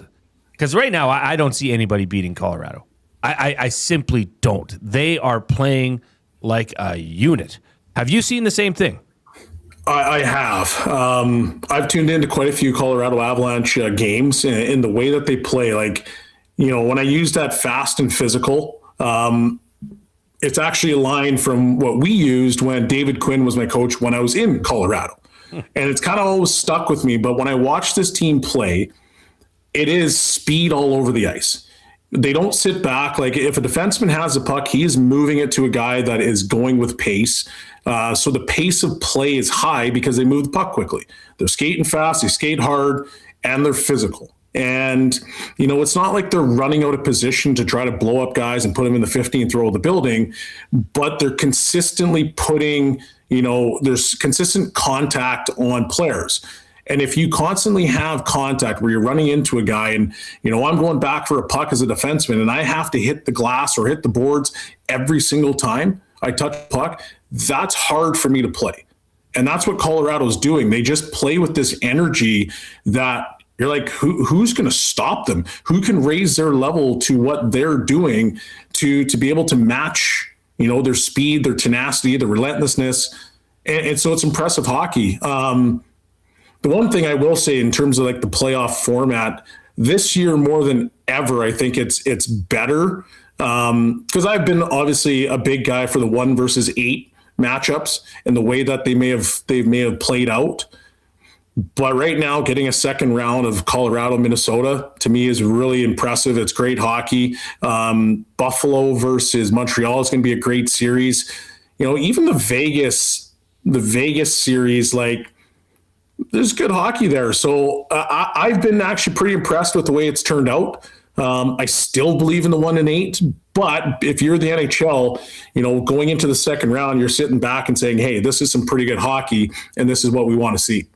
Bells, before we let you go, and thanks for being so generous with time, I just want to read something Joe put in our chat. Of course, the Nasty Chat on YouTube. Give us a thumbs up if you have it. He's talking about the Oilers here. I'm worried about half our defense going to the World. So who's going? Nurse, Bush, and Ekholm? Are Nurse and Bush confirmed, by the way? Yes, they are. They are, okay. I'm pretty sure they are. Joe says, I thought this was supposed to be a break off season. Now it's going to be like they went to the Western Conference Final. How do you see that, the additional, what would be 6 to 10 games, I guess, they're going to play at Worlds? I appreciate Joe's concern, but the World Championships is not as taxing as you may think it is. Yes, it's a bunch of games. It's bigger ice. The teams over there, you're not getting the best players every single time, because there's a lot of the top guys that are still playing in the playoffs. It means something for the teams in Europe. It's very big for them. But at the same time, I don't mean to chirp the tournament, but I know what it is because I got to play in Europe for 4 years. For Canada and US, it's literally a vacation with some hockey mixed in. Okay. So, well, because you've heard stories over, I don't know if any active player has ever admitted it, but they might base their participation on wasn't that 1 year it was in Prague, and all of a sudden all the big Crosby and all the big, because Prague's one of the best cities in Europe. I've never been, but apparently Prague is just amazing. So all of a sudden everybody's going. Yeah, right. That happens. And like I said, I'm not trying to chirp the tournament because I know how much it means to a lot of Europeans and the European players. It's one of the biggest tournaments of the year. But the way that, the Canadians and the Americans view that particular tournament, It's not the same level of viewpoint. And a lot of guys go over there and they have a vacation. They do play, some games, but, international hockey is not as physical as what you're going to get in playoff hockey. Yeah. It's still hard. It's still fast paced, but it's a different style of hockey. And at the end of the day, what is it? 10 days, 14 days max. So you're still getting the appropriate amount of rest if you're those particular players, and not all of those guys are going to go to the final. So the 14 days is when you go cover to cover. Right. But if you're out in, the quarterfinals, well, maybe you're only in there for 9 days or 10 days. Yeah, and not every game is. I mean, we know that some of the games are lopsided, like it or not. Yeah. It's in Switzerland this year, right? Which would probably be a cool place to visit. Switzerland, which city? Zurich and. Oh, yeah, you're going for sure. Freiburg. I don't know how to say it for sure. Yeah, Freiburg. Yeah, you're going. Sign me up. Sign me. Yeah. Okay. Well, and he dropped just as he said that, but that was a good way to end it. He's going to Shawn Belle on the Switzerland. oil country.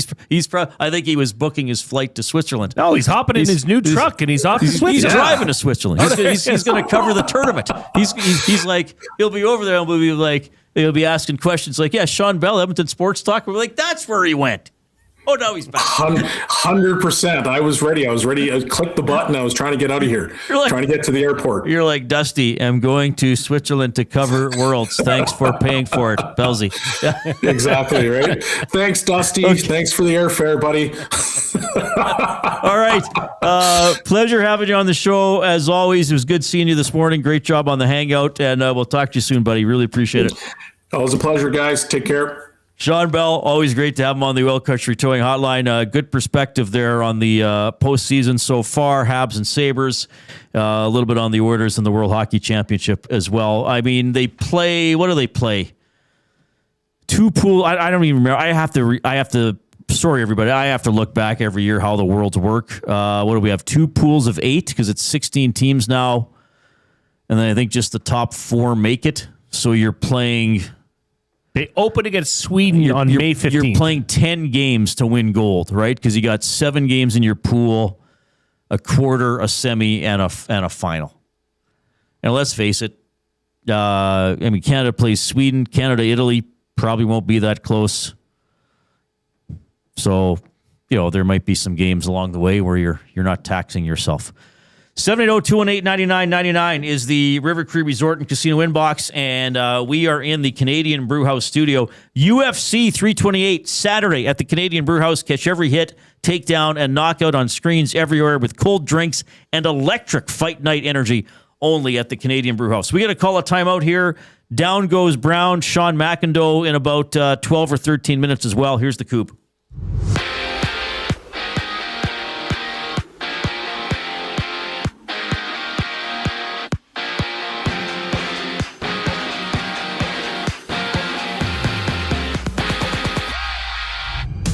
Matthias Ekholm and Josh Szymanski of the Oilers are off to the World Hockey Championship. That starts next Friday out in Switzerland. Ekholm joins his native Sweden while Szymanski represents Germany. At ice level, the Canadian Sabres kick off their second round series, 5 o'clock.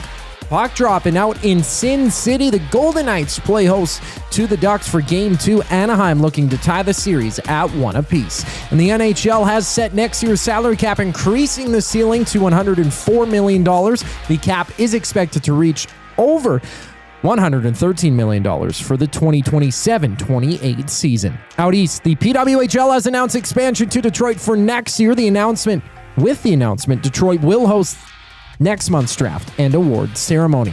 To the hardwood, the 76ers battle the Knicks. Phillies' Joel Embiid being ruled out tonight with hip soreness and a sprained ankle. Later on, the Spurs and Timberwolves dance. New York and Minnesota leading 1-0 in their respective series. 2 games live in the majors, both bottom 8th inning. The Angels up 7-2 on the White Sox, while the Braves are down by a run to the Mariners. This sports update is brought to you by Windsor Plywood Leduc, locally owned and operated, serving Leduc and surrounding areas since '93. They have doors, flooring, baseboards, and of course, they have plywood. Go see the knowledgeable staff today at Windsor Plywood Leduc. The Oil Understood up next here on the Reid Wilkins Show. I'm Zachary Kubish, keeping you up to date. The Nielsen Show with Lieutenant Eric. Craig Button is our GS Construction Hockey Insider today. Since 2024, after they lost in Game 7, it has been one downgrade after another. Sometimes you can make those moves on the margins that improve your team. But, I mean, why don't we just start with the elephant in the room, which is the goaltend? If you're not improving the goaltend, then what are you looking at doing? Like, everything else will be secondary. The Nielsen Show with Lieutenant Eric. Weekday mornings 6 to 9. Only on Edmonton Sports Talk. Your clear choice for Edmonton sports. Hey Edmonton, did you know a local Play Alberta winner scored over $430,000 on Desert Fantasy? Think about the rec room you could build with that kind of cash. From major casino winners every hour to jackpots worth millions and hundreds of popular games to money that stays in the province, there has never been a better time to sign up for Play Alberta. Download the app today to get started with casino, sports, and lottery, all in one app. Must be 18 plus to play. When you gamble, use your game sense.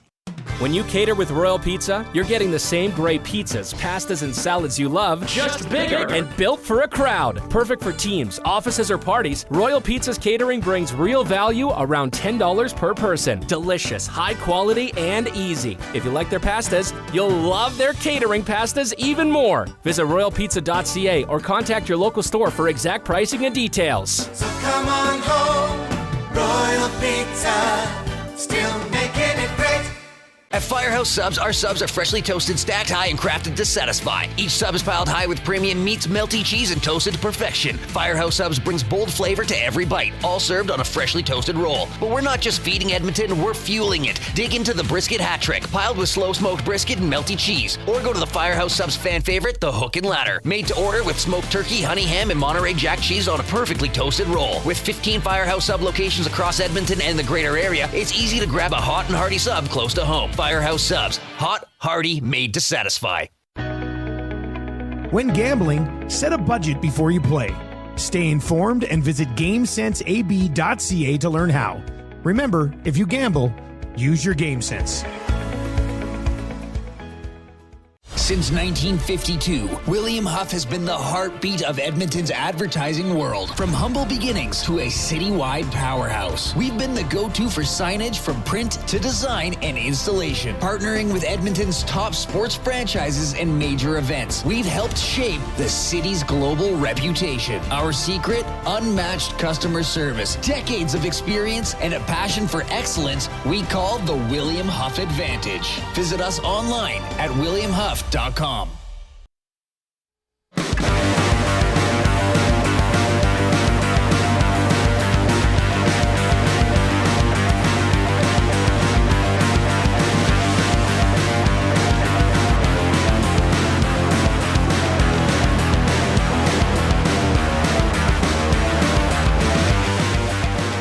All right, good to have you tuning in. 432. He's Jason Milne. I'm Reid Wilkins.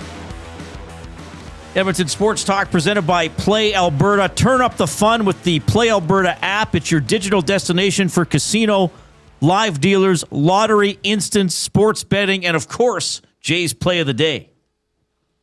Yes. Reid.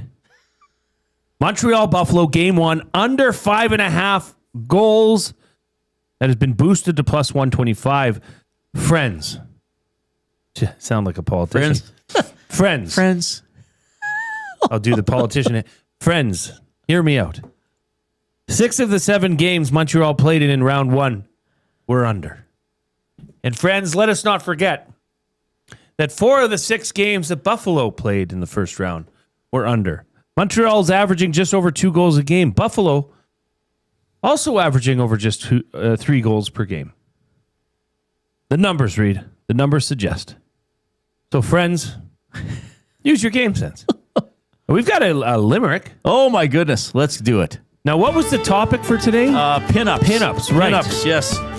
So that being said, Atif has sent us a chicken war limerick. Chicken war? Chicken war. W-A-R? Yes. Like fighting? Okay, I'll Chicken war limerick. I'll stay on it. In the South, where the fried birds reign, KFC boasts of flavor insane. But Popeye's delight with spices just right make chicken war sizzles with gain. Okay, that's funny, but I don't know what made him think of that. Maybe he's hungry. Were they talking about that on the morning show, maybe? Maybe he's just tuning into the morning show. No. I mean, you could watch it. Oh, yeah, I know everything's want. available on demand. I mean, we often get texts that come in and you know, hey, sure, yeah. you can tell this was from earlier in the show. Yeah, which is fine. It's fine. That's all right. Very interesting. Chicken war. All right. We got to get to the oil understood for GCL Diesel, providers of the best diesel engine components around. From turbochargers to injectors, fuel pumps to sensors, they're the critical engine component experts. Proud to serve Edmonton and Northern Alberta for over 50 years and now a partner of Edmonton Sports Talk and the Reid Wilkins Show. GCL Diesel. Diesel!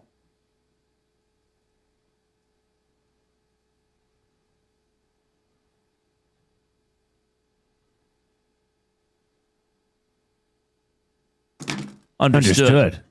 So, let me ask you this quickly here, Jay.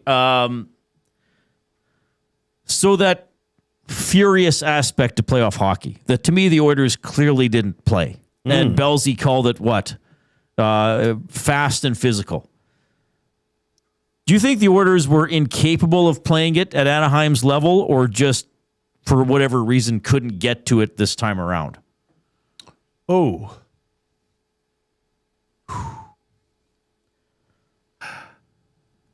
Reid, I'm going to say they were incapable of playing it because they didn't play it all year. Right. When during the regular season did you look at that team and say, wow, the Oilers sure came out fast and physical tonight? Right. Maybe glimpses, okay? Maybe, but no, not as a team. I mean, did you see Nathan McKinnon last night take out Quinn Hughes? Yeah. Like, bulldozed him, right? There's bodies flying in this series, and it's by some of the biggest players. So, no. But I also don't know if the Oilers play with that mentality or have enough players who play with that mentality. And now that's Nathan McKinnon doing that. We've seen Draisaitl do that to players. We've seen Draisaitl stick guys, cross-check guys. He never really got to that this year. Even McDavid, now I know he was hurt in the playoffs, but he can be a physical player in terms of hitting, being a little chintzy. Part of me got the sense watching the Oilers play in round one that they knew they weren't capable of achieving the highest goal. I think as a team, in the deepest thoughts. So you're saying they don't sit around and say that to each other. They don't say there that. Was some kernel inside of them. But body language would suggest otherwise. So you're saying like when McDavid said we were kind of passionless at times? Well, and that could be during the regular season, passionless, which leads to you being overwhelmed in the playoffs when the passion and intensity level rises through the roof and you simply can't match it. Like they can't flip a switch for that. But the Oilers were I mean, sure, there were spurts, there were games where it's like, whoa, look at that. Trent Frederick had 8 hits. Wow, Zach Hyman, boom. But did those hits lead to anything? Were they followed up by more shifts of hitting? Right. Was that not really an aggressive style of play? Right. A pest style of play? No, it wasn't. All right, well, we'll talk more about that. We do have Down Goes Brown, Sean McIndoe coming up. He's always entertaining. We'll get his vibe on a couple things that happened with the Leafs this week. I don't know if anybody else heard of them, but first we got the Coob with a sports update.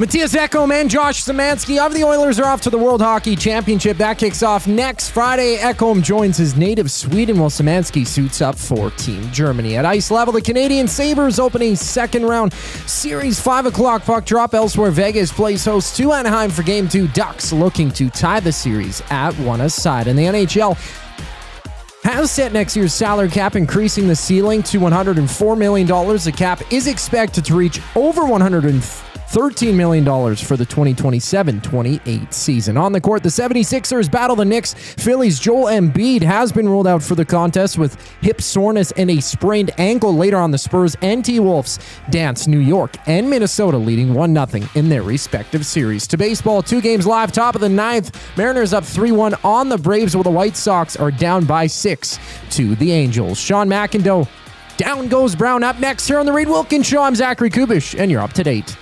The EST Hangout. So I ran into Brett at the end of season press conference last year, and we chatted, and he almost looked like he was ready to cry. He's like, "We're gonna win, Tom." And I'm like, I think so. You guys have been so close. Like, you will. I hope he wins this year. The sincerity in which he said, "We're gonna win, Tom," and I'm like, gosh darn it, I hope you do. The EST Hangout, presented by Sentinel Storage. Weekday mornings 9 to 11, only on Edmonton Sports Talk. Your clear choice for Edmonton sports.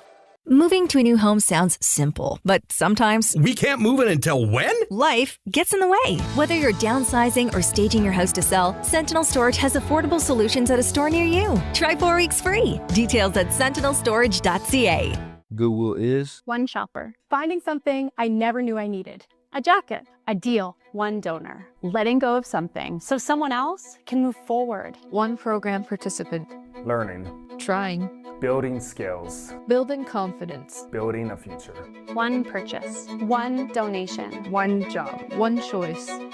Goodwill is the power of one, the power of one, the power of one, the power of one. Goodwill Industries of Alberta. That all starts with one.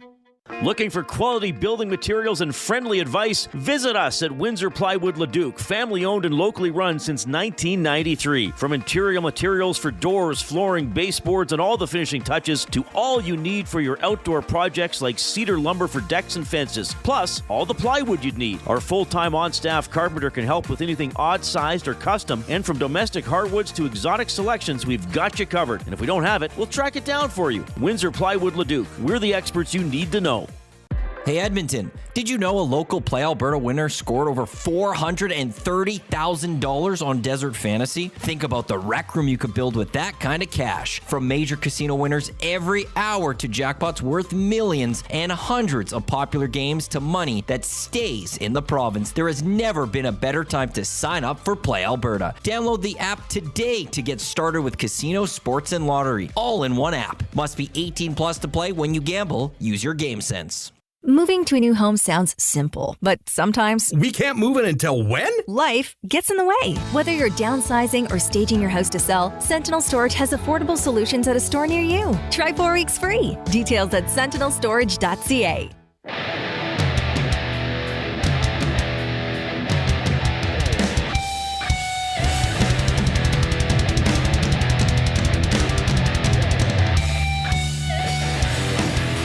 All right, hope you're having a great afternoon. Along with Jason Milne, I'm Reid Wilkins. This is Edmonton Sports Talk presented by Play Alberta. This show, 3 to 6 p.m. every weekday.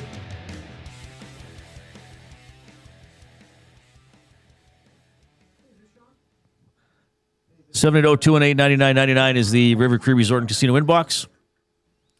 We're going to have Down Goes Brown joining us in about 20 seconds.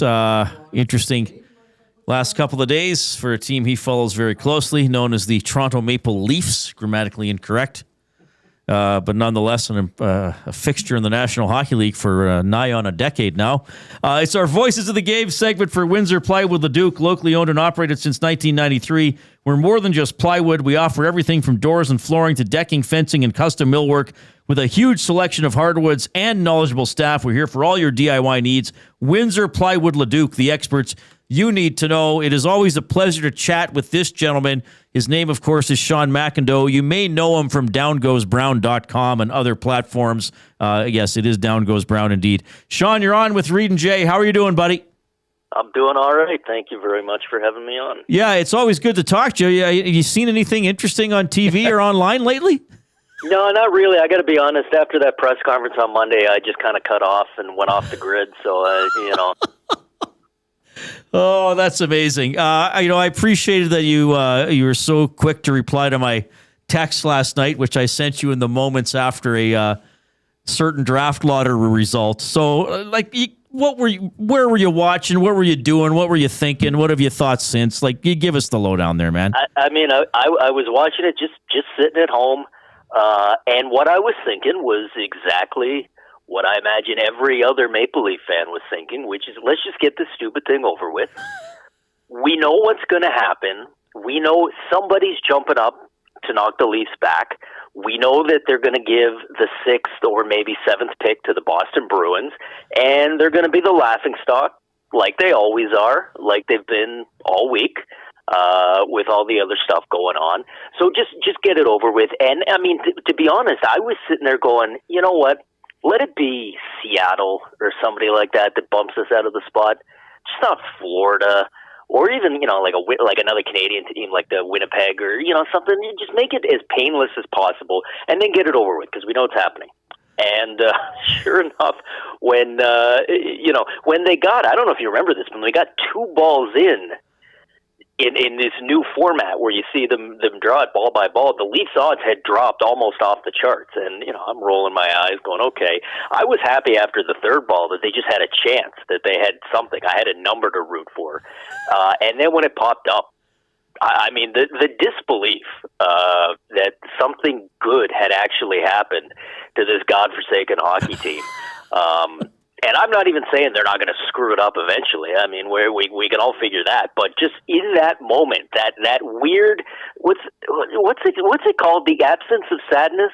That thing, that feeling. I don't know it. Yeah, I don't know it. Yeah. I don't know. I feel like it had a name, but it's been a long time. But I felt that. And then my phone started blowing up with let's just say well-wishers and from other fan bases who were super thrilled to see good things happen to good people. Oh, amazing! Well, including a text from me in little old Edmonton. So I'm glad I was part of the bidding to reach out to you. So we were wondering, and my co-host Jay Milne made this point. So we had a blast with the draft lottery because we find the whole ping pong thing funny, and accountants being involved, and the guy who gives the hand signal to draw the ball. Love the hand signal guy. We just laugh at that the entire time. But then Jay says, "Why is Sundin doing the interview? Where's Chayka?" Did you think that at all? Yeah, no, not after Monday. No, I did not. I was half surprised that they let Sundin go, that they didn't just bring, I mean, they tried bringing Wendell and Dougie and Darcy Tucker out on Monday, and it didn't work. I thought maybe we might go back even further and, find anyone from 1967 that we could get up there. But good for Mats. He got it done. He didn't seem to know it, didn't seem to understand what was happening in the moment that the ball landed, but he was there. If he's the good luck charm, I mean, it's a good start. Like I said, Chayka and Sundin, these guys are just winners. I mean, that's all it is. I think that's what we all said all week long. Great move by Keith Pelley, once again, playing 4D chess while the rest of us are playing checkers, and full credit to the Leafs organization. Sean McIndoe joining us. Of course, he's better known as Down Goes Brown, downgoesbrown.com, and that'll direct you all his writing and platforms and everything. Joining us this afternoon. So let's go back to the news conference, though. I don't know if you know Steve Simmons, but he went after it. I mean, that was certainly a discussion on this show. I don't know if you want to talk about that moment or just the thing as a whole, but what were you thinking after that news conference? Yeah, well, I mean, my jaw dropped when Steve asked a question, and Steve's not a guy that I know super well, but I got to be honest, and this is not media, Sean, talking here. This is just Leaf fan, Sean. I thought it was great.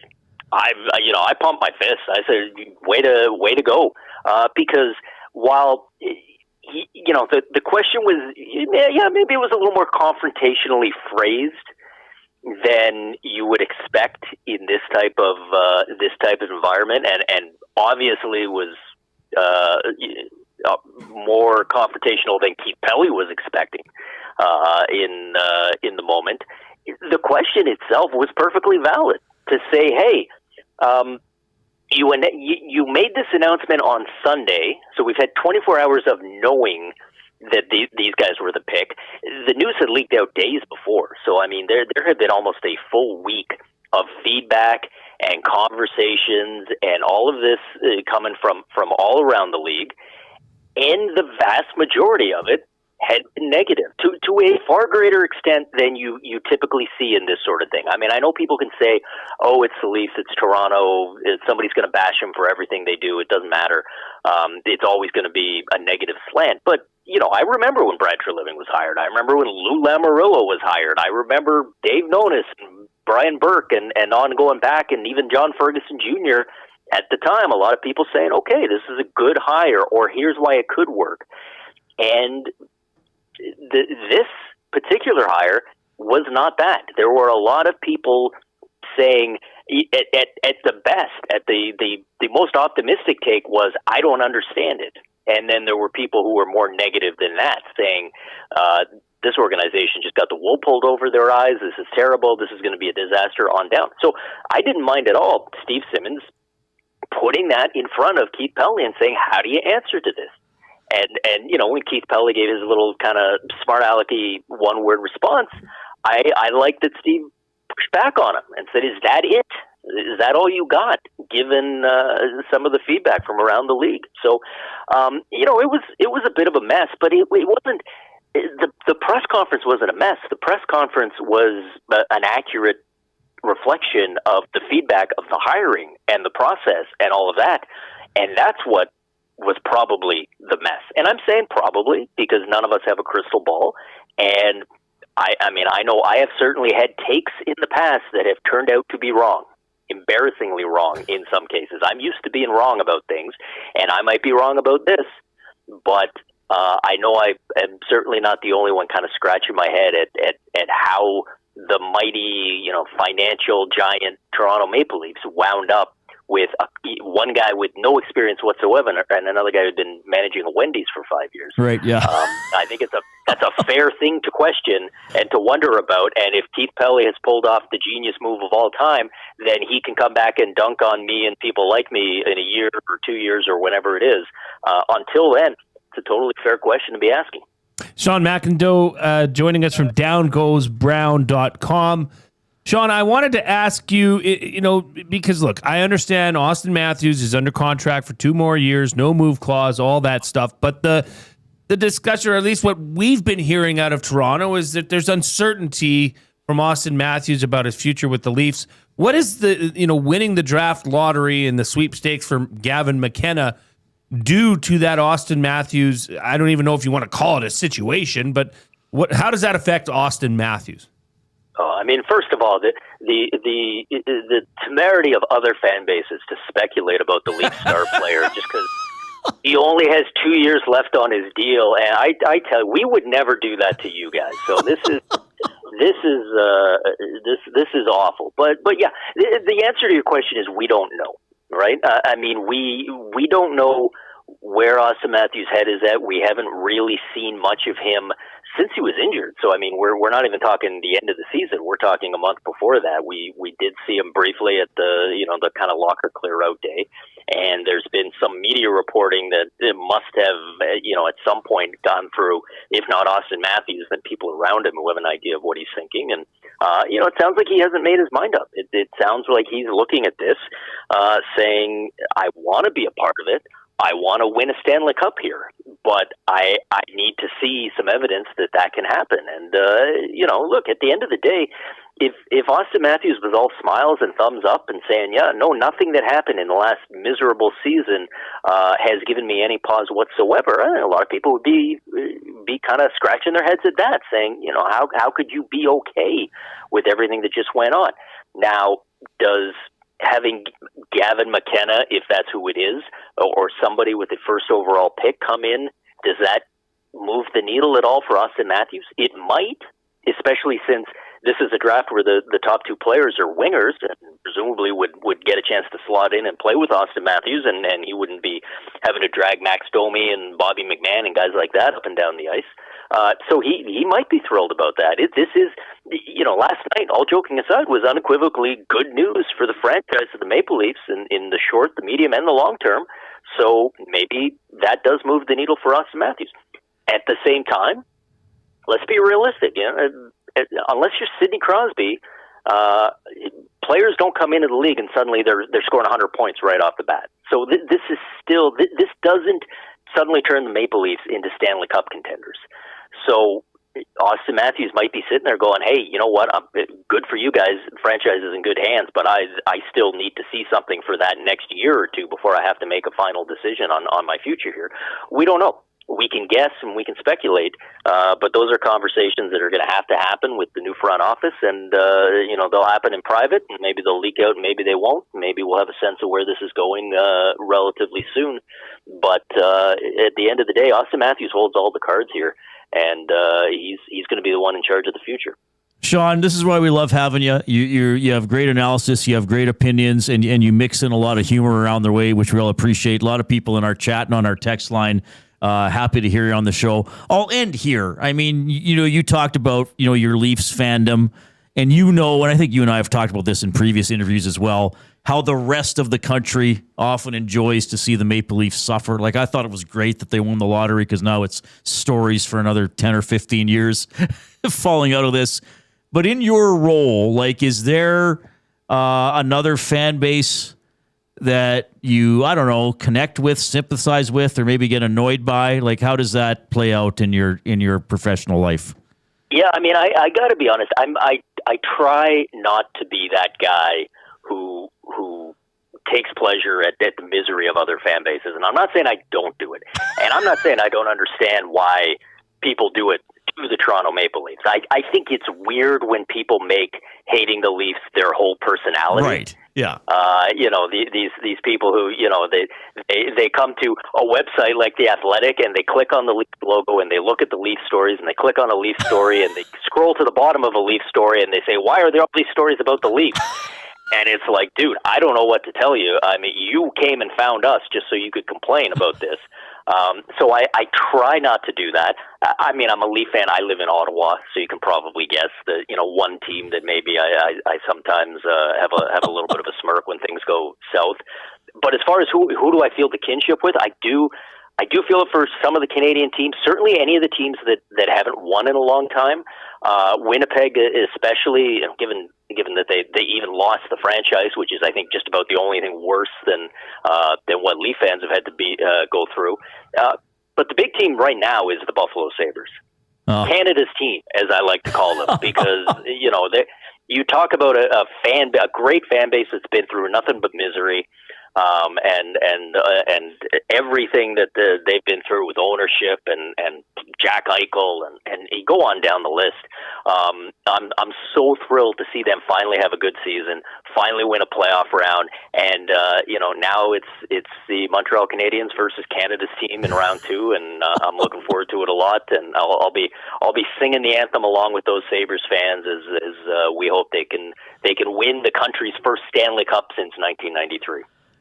Shawn, you're amazing. I hope you don't mind. I'm gonna have to bug you more often because it's always so much fun having you on the show. I mentioned the website, downgoesbrown.com. Is that the best way to find your stuff, or where should we be directing people here? Yeah, you can find it there, but you can also find all my writing at The Athletic, and me along with a whole bunch of other great hockey writers over there, churning out the content, as they say, and trying to have a good time with it. So you can go look for me there as well. Okay, right on. Thanks for your time this evening. Enjoy Game 1 of Canada's team against the Canadiens, and I hope we can catch up again soon, sir. Will do. Sounds good. Right on. Sean McIndoe checking in, of course, the online handle, Down Goes Brown. He's a blast. But he knows his stuff, too. I mean, he's got a great mixture of the humor and the analysis and just a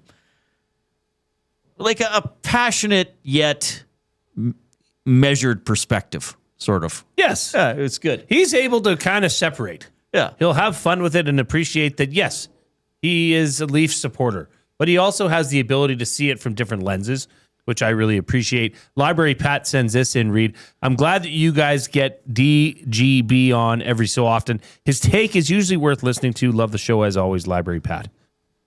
Well, thanks, Library Pat. Abutsky says DGB is a beauty. Well, and I think that's sort of... That is part of the story right now and I think that's what it's like in Canada specifically.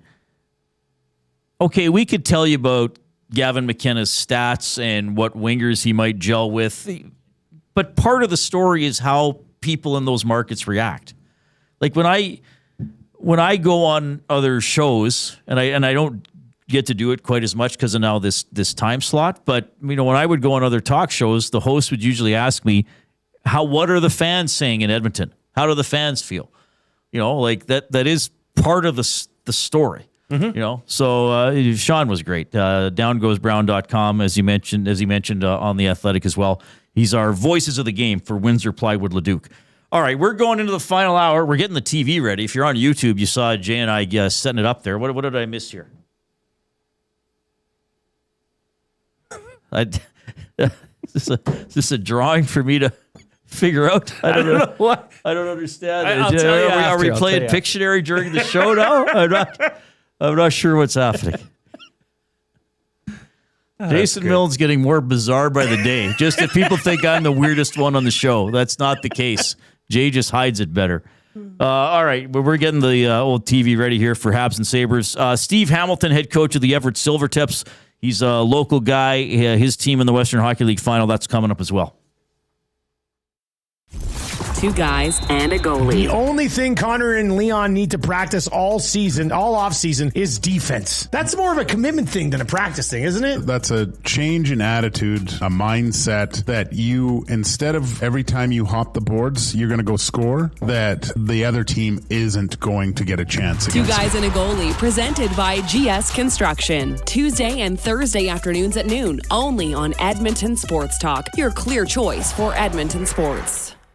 Hey Edmonton, did you know a local Play Alberta winner scored over $430,000 on Desert Fantasy? Think about the rec room you could build with that kind of cash. From major casino winners every hour to jackpots worth millions and hundreds of popular games to money that stays in the province, there has never been a better time to sign up for Play Alberta. Download the app today to get started with casino, sports, and lottery, all in one app. Must be 18 plus to play. When you gamble, use your game sense. The Canadian Brewhouse has a happy hour for any scenario. You finished work early? Happy hour. You finished work because you accidentally hit reply all to the entire company? Big happy hour. Your boss said, great job. Happy hour. Your boss said, per my last email. Ugh, emergency happy hour. You finally closed the big deal. Happy hour. With a huge selection of ice cold drinks and great food, the Canadian Brewhouse has a happy hour for whatever just happened at work. The Canadian Brewhouse. Your day just got happier. Your home for great performances is the River Cree Resort and Casino. God, I wish I could meet somebody like you online. She's got me in the friend zone. Don't miss Morgan Jay's musical comedy May 23rd. 9 p.m. show is sold out. Second 6 p.m. show added. Tickets at rivercreeresort.com. River Cree Resort and Casino. Excitement? Bet on it. The Blue Jays are back, and Canada is excited to cheer them on in their 50th season. Whether you're swinging for the fences at the ballpark or stepping up to the plate with those spring projects at home, Sentinel Storage can help you make room for all of it. From tools and bikes to boxes and seasonal gear, Sentinel Storage gives you the extra space you need all season long. Try 4 weeks free today. Visit sentinelstorage.ca for details. Sentinel Storage, official storage partner of the Toronto Blue Jays. Let's go Blue Jays! Time for a new career in 2026? Or maybe your kid is still pondering their path. Good news! Weiss Johnson is hiring. It's Dennis, and not only are we hiring for heating and air conditioning, we're also looking for experienced plumbers and gas fitters. With the growth in residential development, there's no shortage of opportunities at Weiss Johnson. Choose your path with us. Learn from one of the industry leaders, and we will grow together. Receive great benefits and school reimbursement as well. Visit weiss-johnson.com today.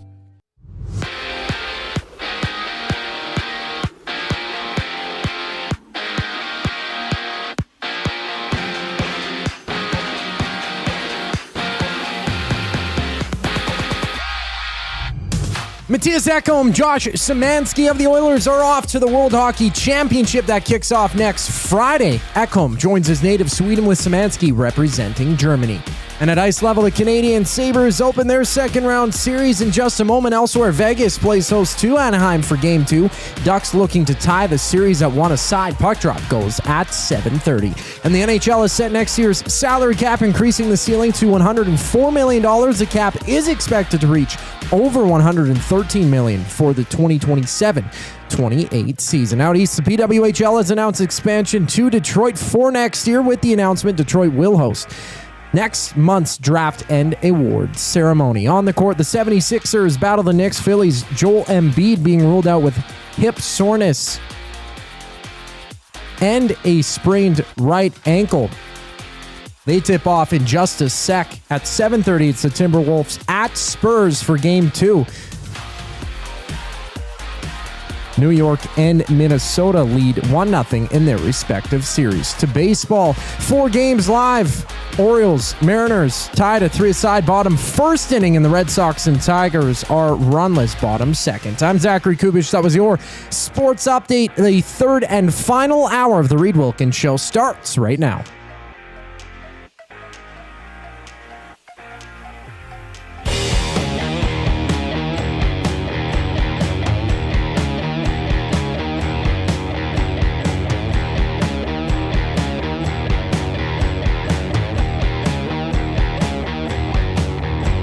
All right, appreciate you tuning in this afternoon. He's Jason Milne. I'm Reid Wilkins. Montreal, Buffalo, they're just coming out onto the ice for game 1 of that series. The later game, what is that, Ducks and Golden Knights. That'll follow this one, so a double header tonight in the second round of the Stanley Cup playoffs. I can tell you that portions of this hour presented by Lamley's, built for the job, made with quality craftsmanship and designed for job protection with cowboy-worthy durability. Lamley's workwear combines safety with all-day comfort, featuring brands like Ariat Work and Wrangler Rigs, designed to withstand tough conditions and deliver performance across every job site. Visit lamleys.com/work to see how Lamley's can make your workday better. LAMMLES. All right, lamleys.com/work. If you are taking us in on iHeartRadio, TuneIn Radio, thanks for using those streaming apps. Remember to have the show as or this Edmonton Sports Talk as a preset or a favorite or whatever it might have on the app that you're using. If you're on YouTube this afternoon, subscribe to Edmonton Sports Talk if you have not done so already. We're trying to get to 15,000 subscribers ASAP. And if you have yet to give us a like, then please click that thumbs up button. Click, click, click. Must you click? Please, please click. Must you click? You must click. Thumb, thumb, thumb. All right, we're at a McDavid number of thumbs, which I know 97 is a significant number with this fan base, but we want to get over 100 and maybe even push towards 100. But do not be a pleasure delayer. If for some reason you haven't gone on YouTube and given the show a thumbs up, please do so. Once you've given the thumbs up, let it sit. That's fine, because it's not one of these you can just go in and click 1,000 times. It'll cancel out the earlier one. So just click it once and then click the share button. And that'll generate a link, and you text that and email it off to thousands of people. And then they come in and join our incredible community. Sounds good? Sounds great.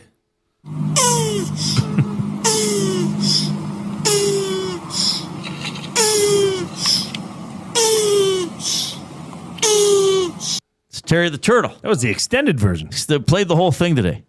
As Coop said, that's how they sound when they overheat. He's panting. He's just trying to shed some calories. That's all he's trying to do. All right. 780-218-9999, River Crew Resort and Casino inbox. You can get us on the Nasty Chat as well. That's the chat stream on YouTube. Email reid@edmontonsportstalk.com, j@edmontonsportstalk.com. Anything first before we get to some other stuff? Dave in Section T says most sports pressers are painfully dull by design, I feel. So when you actually have a week where Dry speaks his mind and it's surprising to all involved, likewise, Steve Simmons throwing a heater at Pelly's head, it's so uncommon and refreshing. Right. Both men said what a lot of people were thinking, and I'd like to see more hardballs. Up the accountability. Yeah, that's fair. We got a limerick. Yeah, the opposite of the Barrie Colts one, who wouldn't answer anything. Wow. This is true. Jason in Leduc has sent a limerick. Okay. I once went golfing on Father's Day and shot a hole-in-one. Hooray! The plaque on my wall still holds the ball. A memory that never goes away. Oh, that's pretty nice. That was pretty good. So, I mean, the pin-up. So sort of a pin-up thing there. On the wall. Yeah, that's pretty good. That's cool. On Father's Day of all days. Yeah, that's amazing. Wow. Reid, it is time for buying or selling. I got one for you, actually. Do you? It's listener presented. Okay. Buying or selling for Damon Bunting, a consistent top-producing realtor in the greater Edmonton area for over 18 years. He and his team would love to help you find that right home or make the move from your current home. Community-driven, he understands what it takes to make a difference in our city. DamonBunting.com, Instagram handle, Damon Bunting Real Estate. Let me get to this one first, since a listener sent it in. Sure. It's from Jason. He actually emailed. I don't know if you got it. He sent it to me. Should the teams in the draft lottery have their odds based on the previous 3 years to avoid a good team being rewarded for a bad year? I would say no. I think I understand what Jason is saying. So Florida was in the draft lottery this year. They were in the Stanley Cup final 3 years in a row. So he was saying, I think he's suggesting that perhaps their odds should be lowered because they're a two-time Stanley Cup champion the previous 2 years. So now they missed the playoffs, whereas San Jose has been out for several years. I would say no. I think the simpler the better. Nobody really wants to miss the playoffs. Maybe some teams are more in a rebuild or a reload, so they accept they might have a bad year or two or 10 and keep getting high draft picks. Mm-hmm. So I understand that. I would say no. I think that's just another layer to complicate it. And I guess if you're looking at the Panthers, you might say, oh, well, they're going to bounce back. Well, maybe they won't. Sometimes it might be a good team that's legitimately on the decline, so they're in the draft lottery. And you do weight it so the teams that finish lower down have better odds of moving up and getting a higher pick. Interesting question. I kind of like what they have set up. We got a penalty like 15 seconds into the game already on the Canadiens. Good question from Jason. They do have the rule that you can't move up more than twice in 5 years. I think the NHL is more worried about teams that are consistently bad being rewarded in the draft lottery, like the Oilers were 10 years ago or so, as opposed to maybe a good team dropping off for 1 year and getting rewarded in the draft lottery. Just my impression, but that's an interesting question. Well, and do you think there was... Maybe this is just a one-off as well for this year, but there were quite a few teams that returned to the Stanley Cup playoffs that hadn't been there in years. True. Buffalo, a 15-season gap. It was 2011 since they last made the playoffs. Right. Anaheim back in the playoffs. What, Detroit as well? Right. So is there, that question would have a lot to do with the parity of the league and that it's the same teams that are, okay, you have an off year, but then they're just right back in the mix of things. I'm not sure if that's the case. Yeah. I think it's a relevant question, though. Absolutely. Yeah, you could always say, well, this works better. And are you being rewarded for being bad? Like all that kind of stuff. Can you imagine that, though? It'd be a 12-sequence ball pull. Yeah, you just got to keep. Oh, no, they can't win. Do it again. Do it again.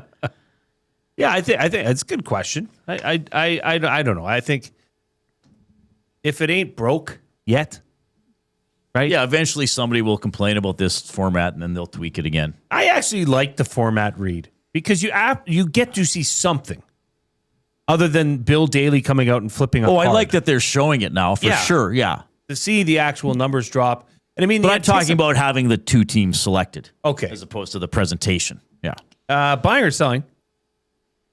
Do you know it's National Bike to School Day? Okay, I did not know that, Jay. Believe it or not, I did not know that. It is National Bike to School Day for those that observe.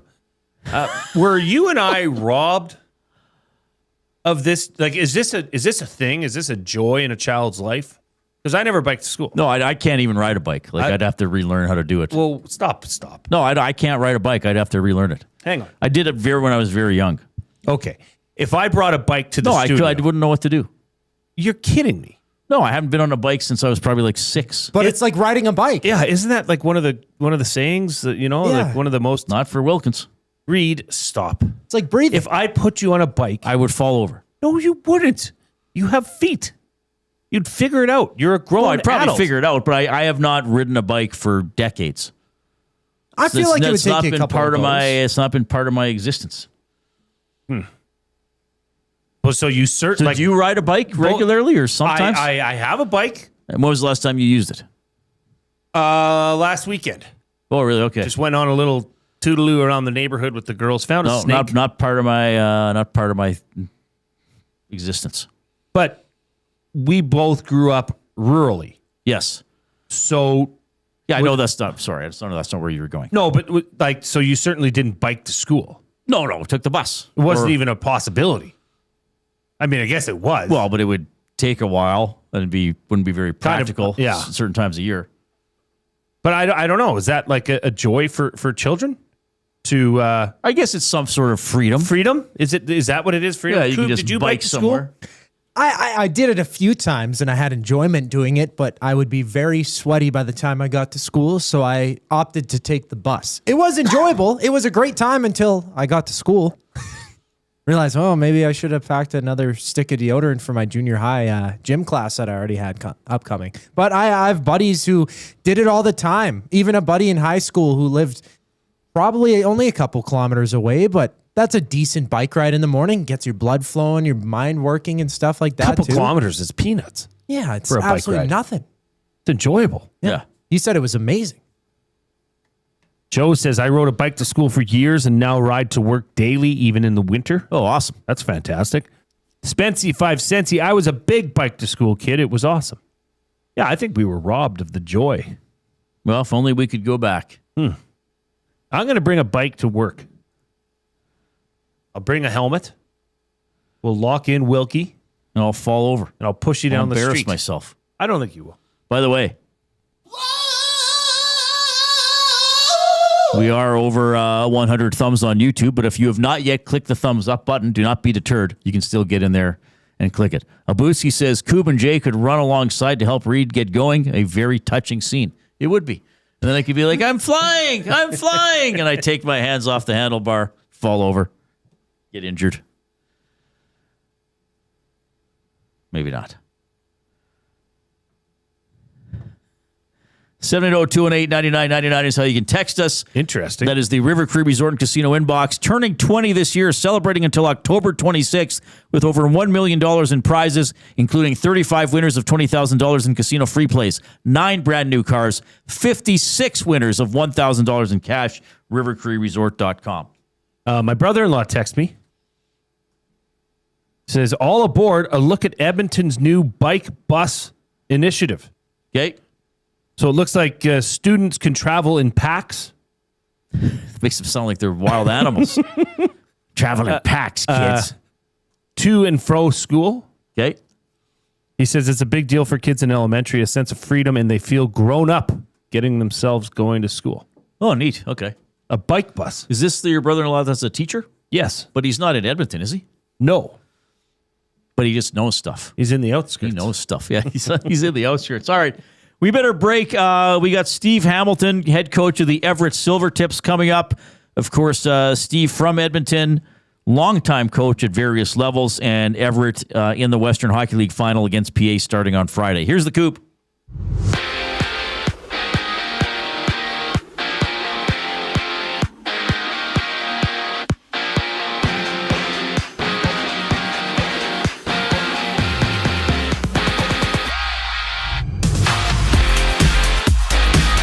Matthias Ekholm, Josh Szymanski are both off to the World Hockey Championship that kicks off next Friday. Ekholm joins his native Sweden with Szymanski representing Team Germany. And at ice level, about 5 minutes into play, Game 1, Canadiens and Sabres are scoreless at 7:30. It's the Ducks at Golden Knights, with Vegas leading 1-0 in the series following a 3-1 win in the opener.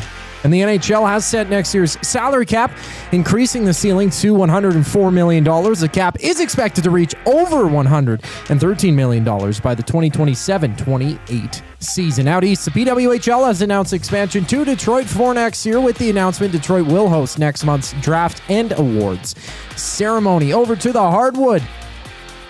A 7-5 lead for the 76ers. Out in New York against the Knicks. They're down 1-0 in the series. Knicks having the lead, taking the opening game. No Joel Embiid for Philly.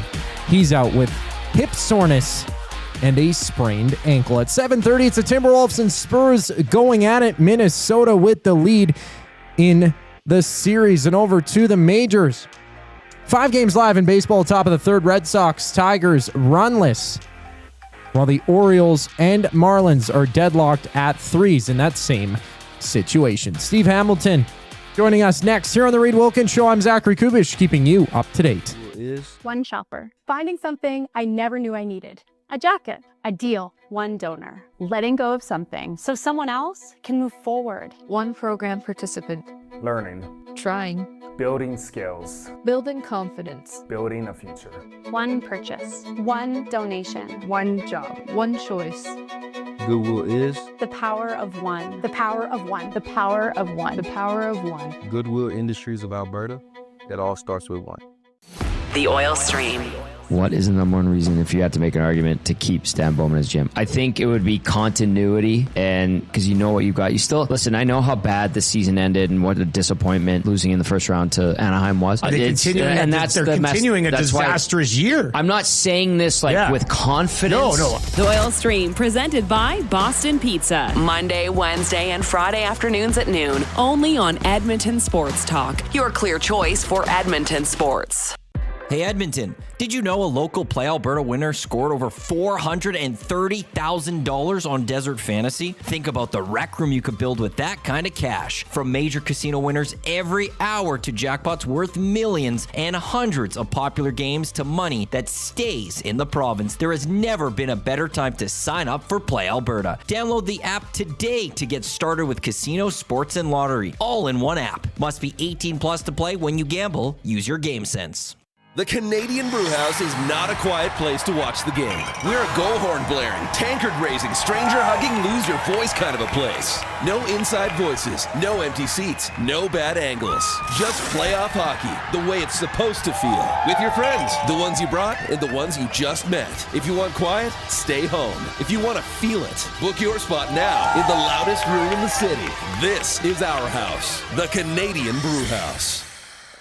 Looking for quality building materials and friendly advice? Visit us at Windsor Plywood Leduc, family owned and locally run since 1993. From interior materials for doors, flooring, baseboards, and all the finishing touches to all you need for your outdoor projects like cedar lumber for decks and fences, plus all the plywood you'd need. Our full-time on-staff carpenter can help with anything odd-sized or custom, and from domestic hardwoods to exotic selections, we've got you covered. And if we don't have it, we'll track it down for you. Windsor Plywood Leduc. We're the experts you need to know.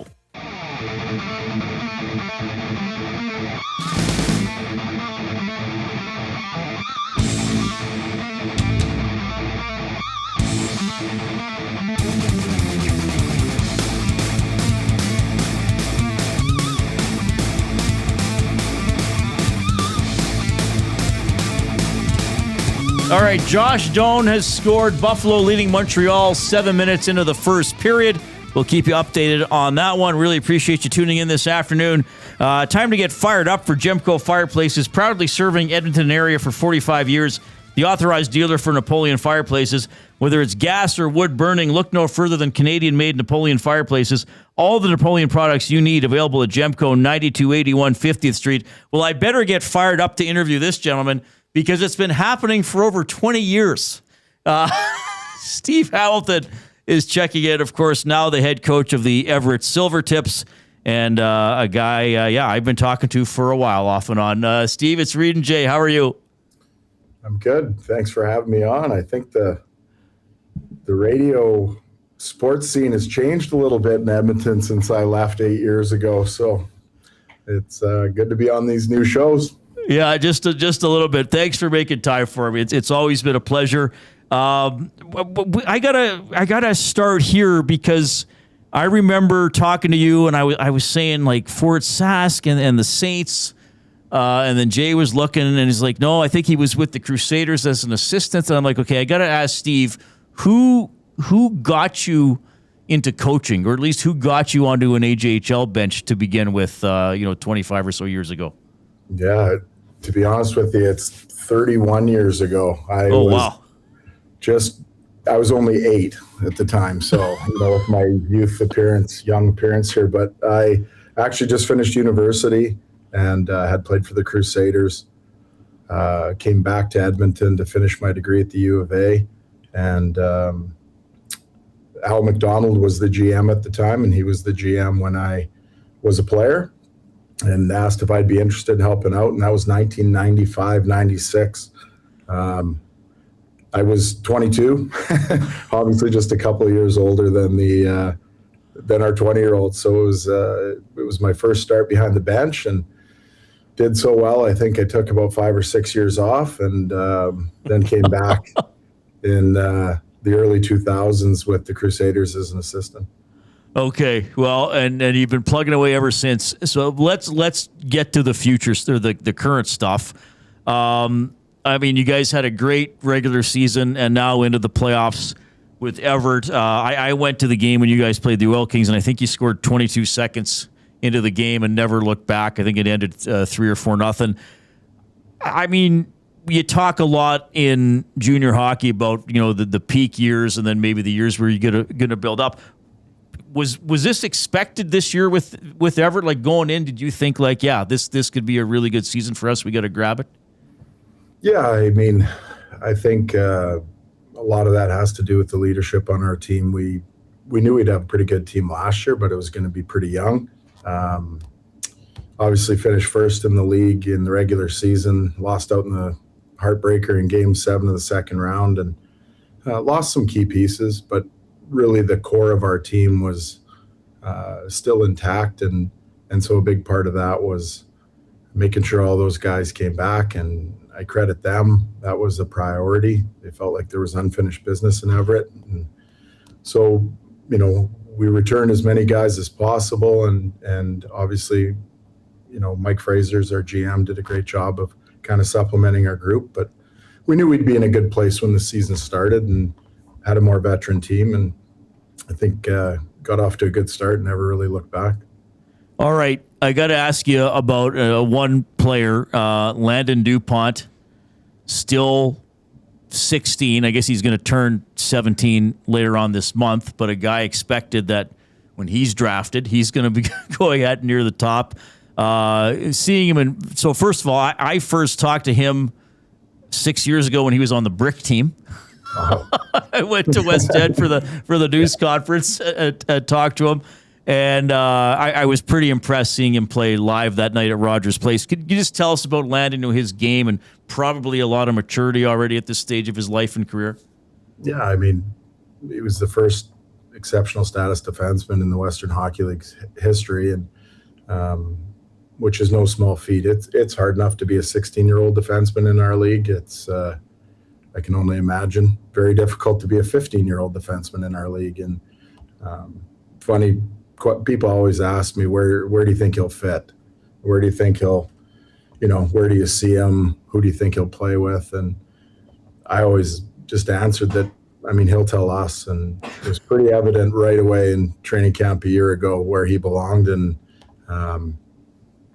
full respect of his teammates, unbelievable kid, like, mature, professional, hardworking, all the things that as a teammate you love. And so it was really easy for them to see that this is a pretty special player, and obviously built on a great, Canadian Hockey League Rookie of the Year last year, and even got better this year. And I mean, I think the sky's the limit for a kid like him. Steve Hamilton joining us here on the Reid Wilkins Show, head coach of the Everett Silvertips. Another player who is on your team is Jackson Pisani, first-year defenseman. And yes, you heard that right for those listening, watching. That is son of Fernando Pisani. And my question to you is this: you've been coaching for a long time across several different levels of hockey. When you see an athlete or a young player that comes from a background where one or both of the parents are elite athletes, or in some instances, and like this, professional athletes, do you notice an immediate difference in that player as opposed to other players that come up, or are they relatively the same? I think probably the greatest advantage that, a player like Jackson would have, or any player that's got parents that were elite athletes and professional lineage. Jackson just understood what he was signing up for. And I think his parents did an awesome job of just messaging the right things. Like I said, it's hard to be a 16-year-old defenseman in our league. And he plays on a pretty good team. And we knew he was going to be in and out of the lineup from time to time, and always handled that early on in the year really well, and did a lot of work behind the scenes, unbelievable practice habits, and you could just see even his comfort level start to really grow as the years gone on, and to a point now where we've had, we've gone through injuries during the regular season. Jackson stepped up his game, and now, we're going in the league final, and he plays every night, and credit to him, deserves it, has just continued to get better and better. And I think having Fernando in his corner and having an older brother going through the junior ranks, I mean, those things all matter, and it just offers you such a insightful view of what it's really like to be a player. It's not an easy road sometimes, and the guys that handle that well and understand that it's a long journey to get to where they want to be, that really pays dividends in the long run. And I think Fernando has done an awesome job with helping Jackson. Steve, I wanted to jog your memory a bit here. Okay. Oh boy, he says. We're live on YouTube. We're live on iHeartRadio, TuneIn app, and EdmontonSportsTalk.com. But on YouTube, there is a chat feature, a live chat function. We call it the nasty chat, although they're not nasty people. That's just what it's called. One of our regular listeners goes by the name Abutski. And once he had heard that Steve Hamilton was going to be on our program today, he said, Grade 9, Steve Hamilton and I were the only two people who heard Rod Phillips' call of the Oilers' fourth Stanley Cup in 1988. I was a teacher/supervisor on our school's outdoor ed camping trip in Catamount. Do you remember that? I remember the camping trip. I remember I'm not sure I remember that exact moment. Good Lord, that's a few decades ago, but I do remember the camping trip, and I would not be surprised. Rod Phillips is my uncle, so I would be dialed into something like that. There you go. I can't say I honestly remember the exact moment, but it would not shock me that I would have been listening. Oh, that's amazing. All right, Steve, we love that you found some time for us. I know it's busy. So you're starting Friday, Saturday at home? Yeah, it's 2-3-2 with travel and everything else. And you're allowed to fly in this series? Yeah, that would be quite the back and forth. Yeah. Okay. The PA, so we'll be flying for this one. Well, we wish you all the best. It's great to catch up with you. I mean, incredible year with Everett. All the best trying to get it done. I hope we can talk again soon. Thank you so much for coming on the show.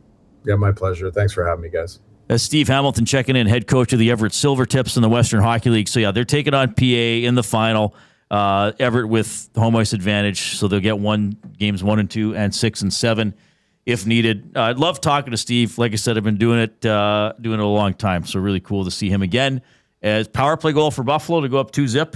Mm-hmm. Oh, Ryan McLeod, I believe, is the goal scorer. I believe he used to play for the Edmonton Oilers. Could have. So he is camped out to the left of Dobish and gets a pass across the top of the crease and fires it in. So the Sabres roaring here about 13 and a half minutes into the first period. I guess the Sabres aren't roaring. They're clinking. Sabres are rattling. Yeah, like. Yes, that's sort of a sound. Exactly. Sabering. They're getting all sabered up. 780-218-9999 if you'd like to text us.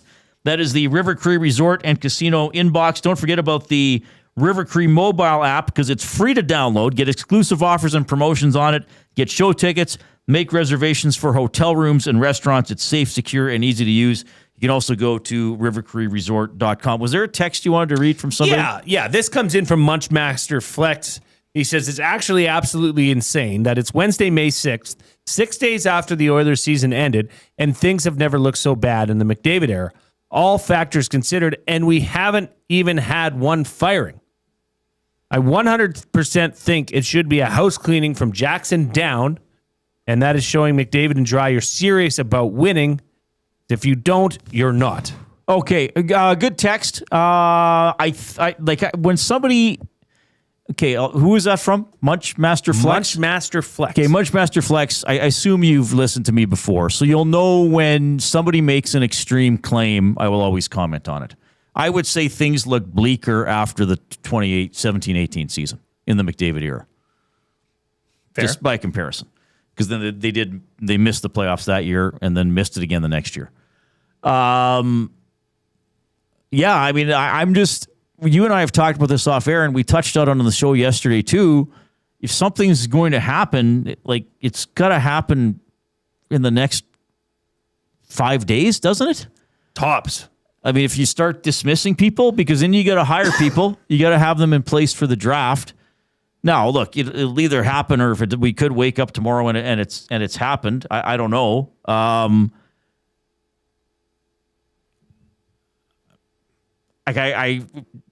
I mean, that person knows it. People know it. They're not. Nobody within the Oilers organization is texting me or other media guys and saying, "Oh, hold tight. Oh, wait, 36 hours. Oh, now 34." Like, we can only guess. I mean, I heard Rashog talk about it this morning. I just think I do believe continuity is important. But I do believe continuity is important when it's successful. I don't think that Stan Bowman has had a successful tenure as the GM. I mean, we can pick apart a bunch of the moves and a bunch of stuff, but has he brought in... I mean, here's the thing. People are saying, well, you miss Corey Perry. Will you miss Connor Brown? Will you miss whoever? You're not going to retain everybody. You can't... Like, free agents are going to want to leave, you know? Corey Perry was going to want to look around. Right. You know, Warren Fogle was going to want to look around. So it's fine that people left, but the people he's brought in haven't been as good for the most part. You know, the Bowman for the wins for Bowman have been kind of smaller wins, I guess. And if you want to include Jackson in that, and have they brought in enough players who, like Belsey was talking about, have that playoff mindset? I got to play fast. I got to play physical. I got to be mean when needed. I got to be savvy. I can't back down, but I also have to know when not to take a silly penalty. Players like that.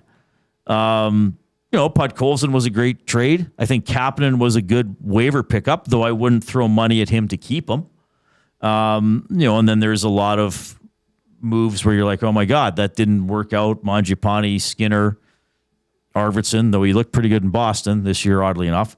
So, yeah, like, at what point does this happen? Now, maybe it happens in a few days, and we're all like, oh, okay, they did make the changes after all. But every day it doesn't happen, then you reach a point where it's like, well, they can't do it now. The draft's in 4 days or whatever. Organizationally, and how soon they happen in relation to the end of the season? Or is it you know, is there no real... I think they usually happen pretty quick. I don't know all the timing. Like within the week? Oh, I would think so. Right.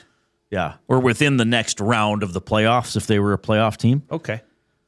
Look, like if it gets into the conference final and the orders haven't changed anything, then why would, you know?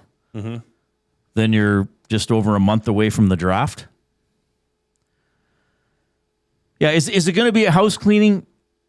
I don't know. I mean, are they going to come out and say, like, I guess if it's that high up, you know, pretty much Cates would have to do it. Like, are they going to do Jackson, Bowman, and the entire coaching staff?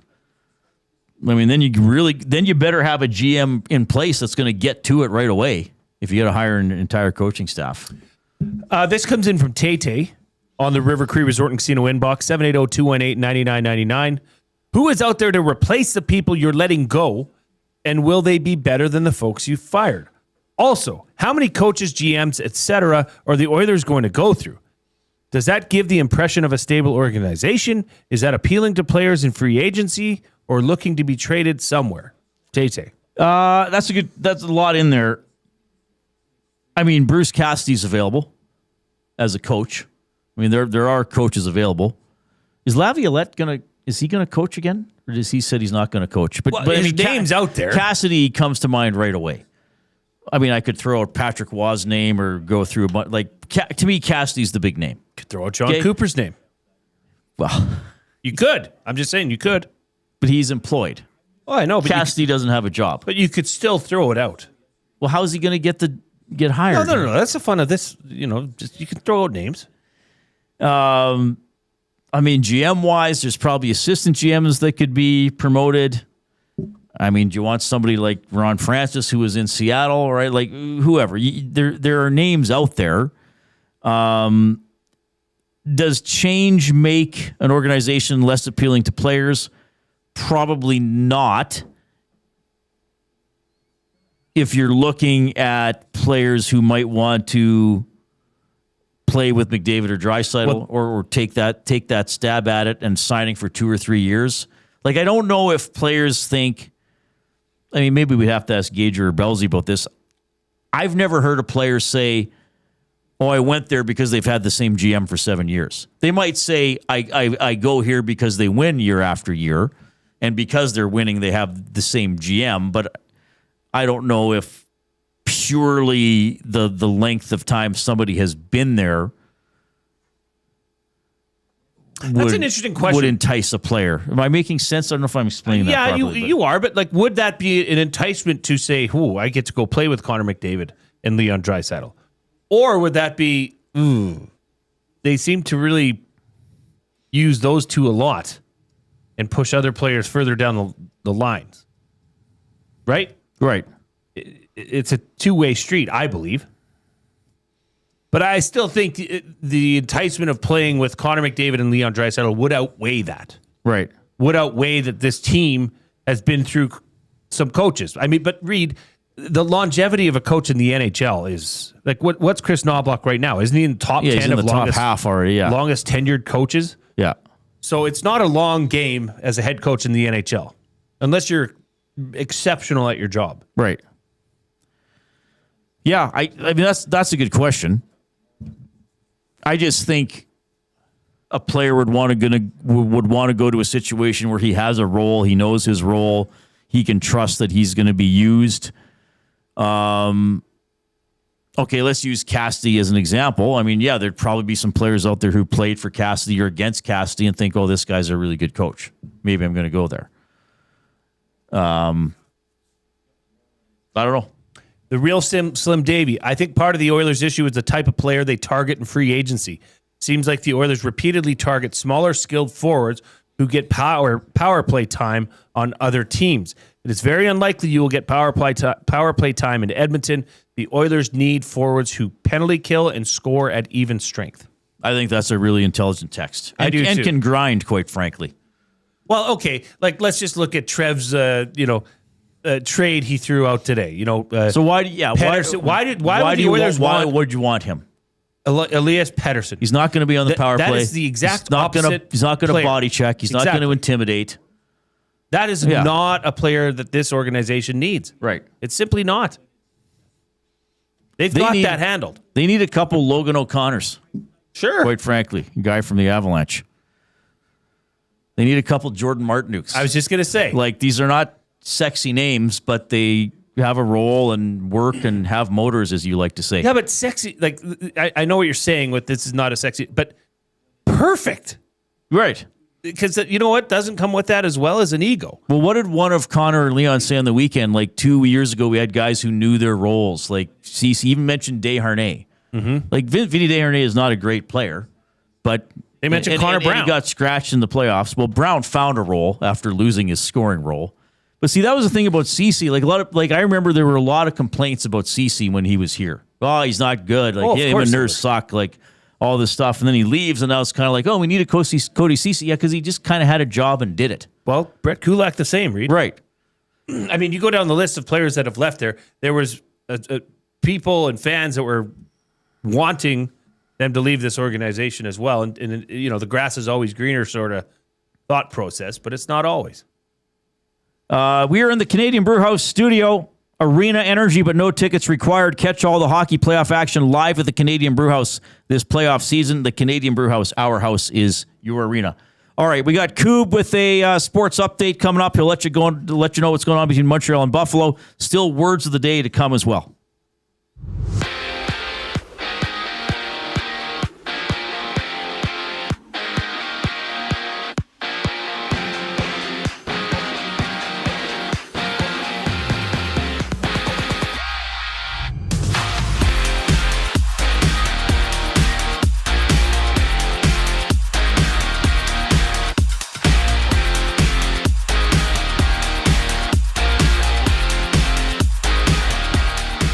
Sabres lead 2-0 over the Canadiens nearing the end of the first period in Game 1 of their series. Ryan McLeod on the board, scoring on the power play. Josh Doan, Zach Benson connecting with the opener. They have 2 points in the game. At 7:30, the Ducks visit the Golden Knights for Game 2. Anaheim trailing 1-0 in the series. Elsewhere, Edmonton's Matthias Ekholm, Josh Szymanski are off to the World Hockey Championship. That kicks off next Friday with Ekholm joining his native Sweden. Szymanski representing Germany. And the NHL has set next year's salary cap, increasing the ceiling to $104 million. The cap is expected to reach over $113 million for the 2027-28 season. To the hardwood, there's a pair of games on tap right now. The 76ers are up by 3 against the Knicks, nearing the end of the first frame. New York leading 1-0 in the series. And at 7:30, it's the Timberwolves and Spurs tipping off. San Antonio trailing 1-0 in their best of 7 to baseball. 7 games are live, top of the 5th. Athletics up 1-0 on the Phillies, while end of the 4th, the Orioles have a 4-3 lead on the Marlins. This sports update is brought to you by the Ranch Golf Club. The Ranch Golf Club delivers premier conditions, top-notch service, and unmatched value every round. It's why they're Alberta's top choice for corporate golf events. Visit theranchgolf.com today to find out more. The final segment of the Reid Wilkins Show up next here on Edmonton Sports Talk. I'm Zachary Kubish, and you're up to date. EST Afternoons. Barrie Kapanen at 29 is probably thinking this is my last contract. Yeah. And he's probably going to want 4 to 6 years, let's be honest. And I think he's looking anywhere from $3 to $5 million. That's the floor, Yeah. I think, that he would want. Yeah. Right? Can they afford that? Yes. I think if you do that and it's for that money, you're not keeping Dickinson. See, he's a winger too, right? EST Afternoons, weekday afternoons 1 to 3, only on Edmonton Sports Talk. Your clear choice for Edmonton sports. At Firehouse Subs, our subs are freshly toasted, stacked high, and crafted to satisfy. Each sub is piled high with premium meats, melty cheese, and toasted to perfection. Firehouse Subs brings bold flavor to every bite, all served on a freshly toasted roll. But we're not just feeding Edmonton, we're fueling it. Dig into the brisket hat trick, piled with slow-smoked brisket and melty cheese. Or go to the Firehouse Subs fan favorite, the Hook and Ladder. Made to order with smoked turkey, honey ham, and Monterey Jack cheese on a perfectly toasted roll. With 15 Firehouse Sub locations across Edmonton and the greater area, it's easy to grab a hot and hearty sub close to home. Firehouse Subs. Hot, hearty, made to satisfy. Your home for great performances is the River Cree Resort and Casino. God, I wish I could meet somebody like you online. She's got me in the friend zone. Don't miss Morgan Jay's musical comedy May 23rd. 9 p.m. show is sold out. Second 6 p.m. show added. Tickets at rivercreeresort.com. River Cree Resort and Casino. Excitement? Bet on it. Hi there. If you're like me, you like to picture yourself in luxury, even though there's absolutely no way you could afford it. And if you can, well, even better. Thankfully, I picture myself in something that is luxury, but still absolutely affordable, like the all-new Mazda CX-90 from Park Mazda. With the new luxury features like facial recognition settings and quilted detail Napa leather seating, I can pretend to be comfortable with all of my proper settings activated without even touching a button, thanks to Mitch Lewicki and the great staff at Park Mazda. I like to picture Mitch Lewicki as a ninja fighting off evil samurai. Park Mazda, your dealer for life in Sherwood Park off Y Road, parkmazda.ca. Your brand deserves more than just a whisper, it deserves a buzz. At the Hive Product Marketing, they specialize in promotional products that bring the buzz. From eye-catching giveaways to unforgettable keepsakes, they got the perfect products to make your brand stand out and get noticed. Visit the Hive Product Marketing and let them create the buzz your business deserves. The Hive Product Marketing, the official merch partner of Edmonton Sports Talk. Visit them online at thehiveproductmarketing.com. Looking for a winning strategy for your retirement? Contact me, Joaquin Gage at K4 Financial, where expertise meets dedication. I will always look for a careful approach to your retirement, ensuring your financial future is secure. From tailored strategies to clear, actionable advice, I'm here to guide you every step of the way. Don't leave your future to chance. Get in touch with me, Joaquin Gage, today at k4financial.ca or email joaquin.gage@k4financial.ca to start planning for a brighter future and a more secure retirement. All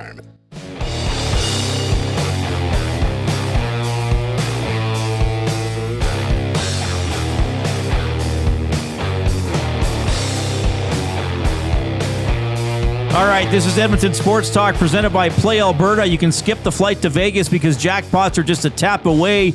Experience all the thrills of the casino right from your phone with Play Alberta. Download the app today. Go to playalberta.ca.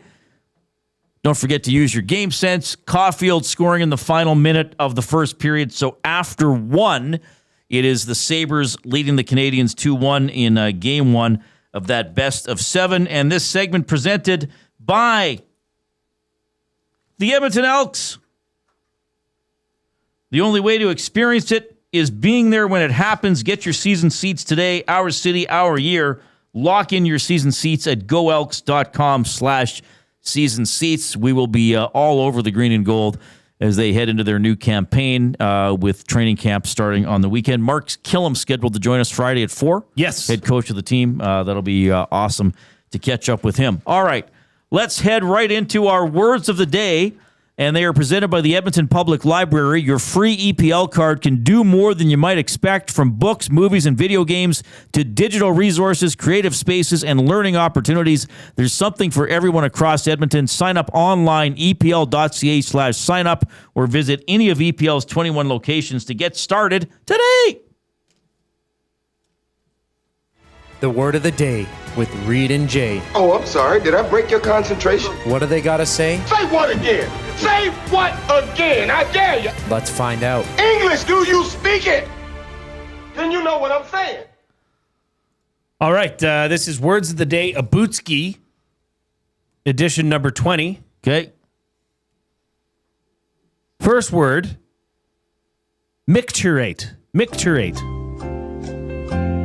Micturate. Micturate. My goodness. Abutski, was it less yesterday? Yes. They like pushing the envelope. Micturate. Well, Jay always says to trust my first instinct. M-I-C-T-U-R-A-T-E. Micturate. Dun, da, da, da. I got it. Okay. Now, this word doesn't sort of remind me or anything or have any root words or suffixes or prefixes that necessarily point me in a direction. I mean, I guess it's a verb, so it's probably a process of doing something, or it is a verb. Sorry. So it's doing something. It involves action. I mean, mixture. It's probably not anything to do with mixing, even though it kind of makes you think like that. It is not. I will say. Well, since I said it's pushing the envelope, I will say this is the process of licking an envelope. It's pushing something. It's not that. Random guess. Would you like it in a sentence? Yes, please. There is no sample because the patient tried repeatedly but was unable to micturate. Was it able to urinate? Provide a urine sample? That's what this means? It's a medical term meaning to urinate or empty the bladder. Why don't they just call it urination? Micturation. Why do we need another term for it? Because it's medical, Reid. So now you know, though, if you because sometimes when you're at a doctor or getting a test or whatever, you might hear like a nurse whisper to a doctor or vice versa, and you're like, oh my God, what are they saying? Is that bad? So now if they say, well, we need this person to micturate, you're like, oh, they just want me to pee. All good. Why did they say that? They're not going to pull my liver out through my mouth. All right, so I got 1.5, but the sentence sentence was good. Second word of the day. This is a noun. Rhombus. Rhombus. R-H-O-M-B-U-S. Okay, now I know this is a shape. I just have to remember the shape. I think this is a rhombus. So I think it is a 4-letter shape. A 4 what shape? A 4-sided shape with, I think it's a 4-sided shape where none of the angles are 90 degrees. Do you see what I drew here? Is this a rhombus? I did. Well, this is the definition, so I think that is wrong what you've drawn. Then you can't. Well, it's a quadrilateral with all 4 sides of equal length. Oh, of equal length. So So a square is a rhombus. like that is a rhombus. Right. So a square is a rhombus with 90-degree angles. Correct. So you drew sort of a italicized square. quadrilateral. Okay, so I didn't really get it. Now he did throw in Abutsky did. I'm going to give you. I think I should get a little bit for knowing that it had 4 sides. I'm going to give you 0.35. Okay, I think that's fair. So 3 point. Because I knew it was a shape with 4 sides. I screwed up the 2.85 out of 4. Not bad. Not bad. Now Abutsky, the sneaky fella, he threw in a little rhombus joke. Oh my goodness. He said, my grade 8 math teacher's hilarious geometry joke. Teacher says, why were you so late for school today? The student says, rhombus. That's pretty good. That is really good. That is pretty good. We had a pretty good show. Thanks a lot for checking it out. Our live stream resumes on Edmonton Sports Talk, all our platforms at 6 a.m. with the Nielsen Show. That show from 6 to 9 is also on 95.7 Cruise FM. On behalf of Zachary Kubish and Jason Milne, I'm Reid Wilkins. Have a pleasant evening.